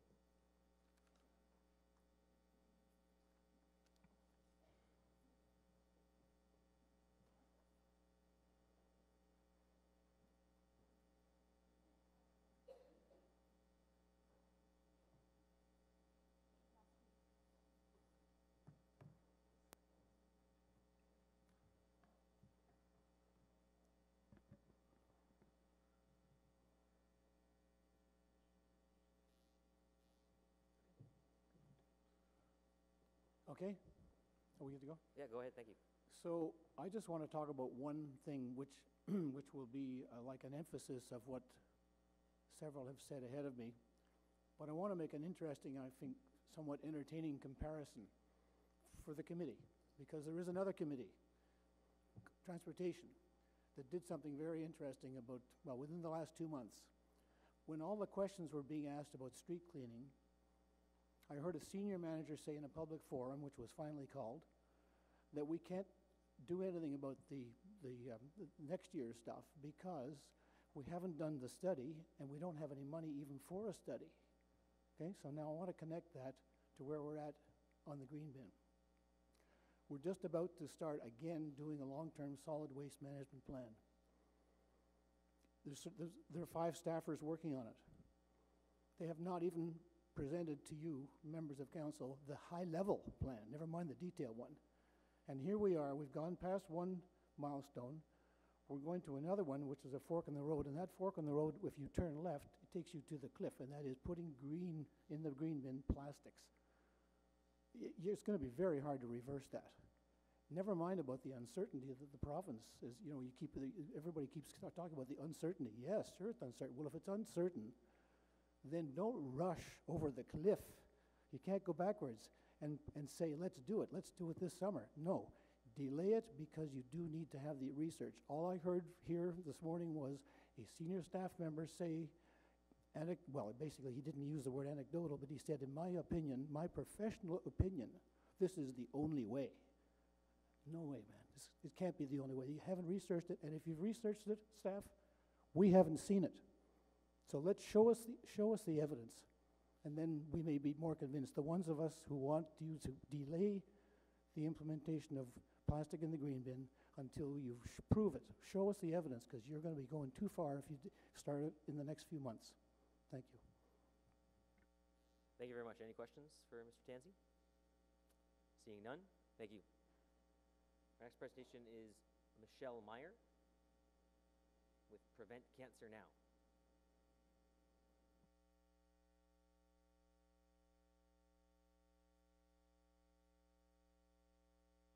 Just press your mic in front of you there. There you go. Thank you. Thank you very much. I am Dr. Michelle Meyer. I am a doctor in naturopathic medicine, and I also have the honor to be on the board of Prevent Cancer Now. Prevent Cancer Now is focused on contributing to having a world where all preventative contributors to cancer are eliminated. We do this through research, awareness, education, and advocacy. And our goals include entrenching the precautionary principle so that we can achieve the least toxic of options in all situations. We want to see more funds devoted to primary prevention of cancer. We want to improve regulations and policies to end environmental and workplace exposures to contributors to cancer. What we believe is that there is a need for a shift from doing a mediocre job to best practices, just as you would expect from your doctor when you come with a personal health concern. Certain city councillors and an increasing number of Ottawa citizens are questioning the decision made in the last term of council to allow plastic bags in the green bin program. At the federal and provincial government level, currently there is work to develop a Canada-wide strategy on zero plastic waste. The Government of Ontario is consulting on waste and litter reduction in the province, including plastics. On the other hand, the City of Ottawa is encouraging plastic bag use in its green waste stream. This is a backwards move, which significantly enhances agricultural and the public's exposure to the ecotoxicity of plastics. It includes, ultimately, plastic contaminants in our food. Plastics are unnecessary for green bin use. They are counterproductive and they may engender skepticism and non-participation by the public in the use of the green bins, or further increase complacency in their use. It most certainly will degrade the product coming out the other end, leaving it with added unknown toxic byproducts and the possibility of carcinogens. Prevent Cancer Now supports the motion tabled in February by Councillor Sean Menard, who is the vice chair of this committee, to refrain from the introduction of single-use plastic bags into the green bin until such time that research into the effect of introducing single-use plastic bags to the green bin have been presented and fully considered by this standing committee.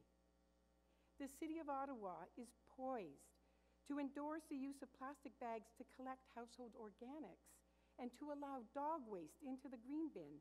It's planning to implement these changes starting in July unless this motion to delay is adopted by the committee and subsequently council. There is insufficient research and analysis into the overall effects of such a move.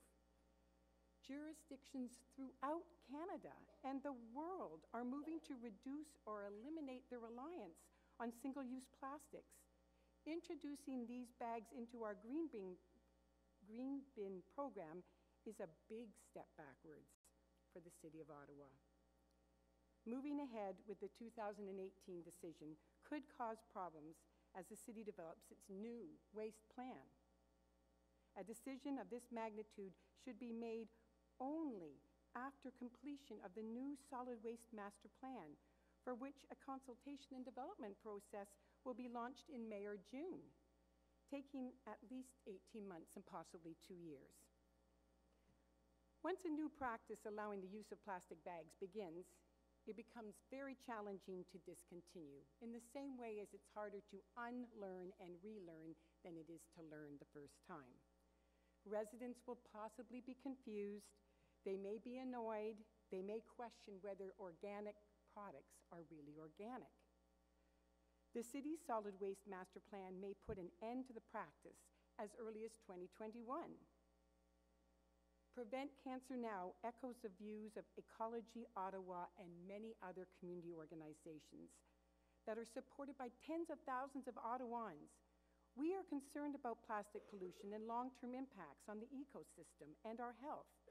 Any municipal policy that allows for greater plastic use is a step in the wrong direction, especially as the city draws up an entirely new waste plan, master plan. We are concerned about the tiny bits of plastic that will remain in compost after shredding. They are harmful, they're nearly impossible to remove, and the quality of the compost will be dramatically affected. It will remain in the compost, and it will have serious potential harm to human life. There is emerging science, plenty of it, suggesting that chemicals in plastic may pose lifelong consequences, including cancers, neurodevelopmental problems, autoimmune disorders, metabolic conditions, and reproductive difficulties. No evidence has been presented that the addition of plastic bags would improve participation in the green bin program. Public education is known to be the key. We know it from drinking and driving. So I was going to have to, smoking. You're 1 minute over time. I just need you to wrap up, please. Okay. We need to spend more money on public education. We need to convince people that it's important to compost. We need to focus on diverting compostables, and we need to stop the degradation of soil and the ecosystem. Together, there are many who are concerned, and we are calling for the City of Ottawa to press the pause button on this important decision. Thank you. All right, thank you. Any questions for the delegation? Seeing none, thank you for your time. Thank you. And our final speaker on this item is Trevor Hache. Is Trevor Hash? Oh, then lunch, sorry. No, it's Trevor Hache, right?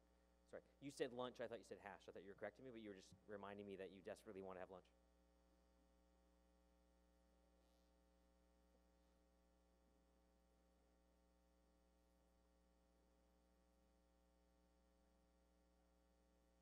Trevor, good to see you again. Good morning, Chair Moffat. It's been a pleasure to talk to you about this issue at budget consultations in the past, and I don't have a lot to say, but I just wanted to share a couple thoughts. My understanding is that the city decided to allow these plastic contaminants into otherwise perfect organic compost because people weren't composting enough. And so the idea was that it's yucky for some people to have to deal with maggots, and we're going to make it easier for them by allowing plastic to contaminate the green bin compost.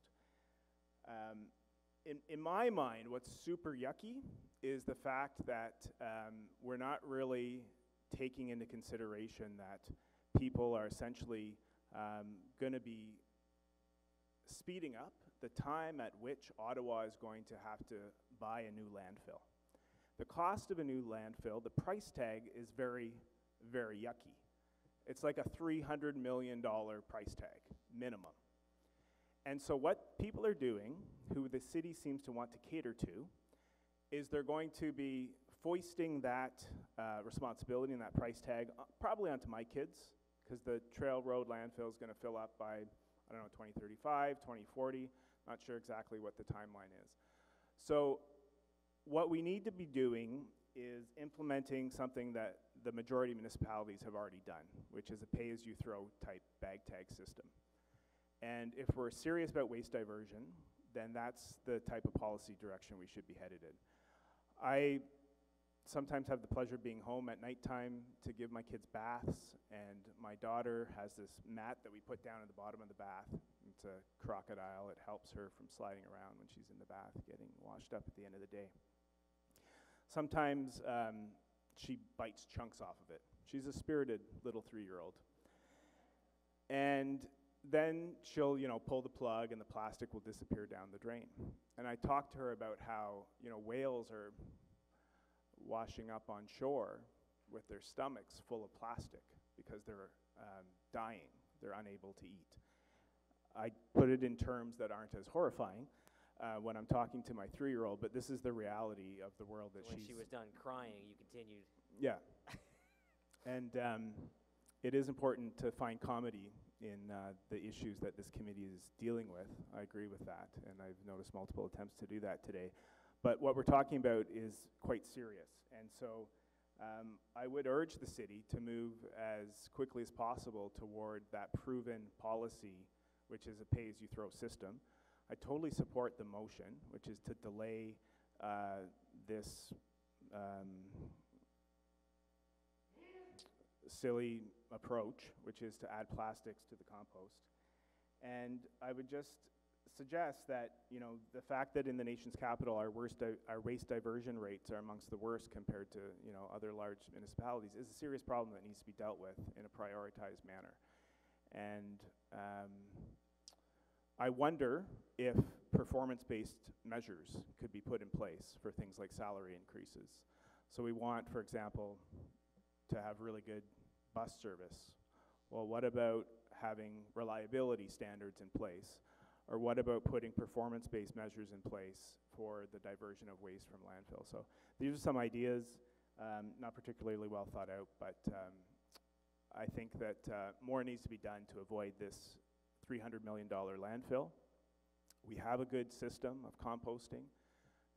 Rather than catering to people who aren't participating, we should charge them for what they're going to be doing, which is expediting the process for us to have to locate and find a new landfill. Thank you.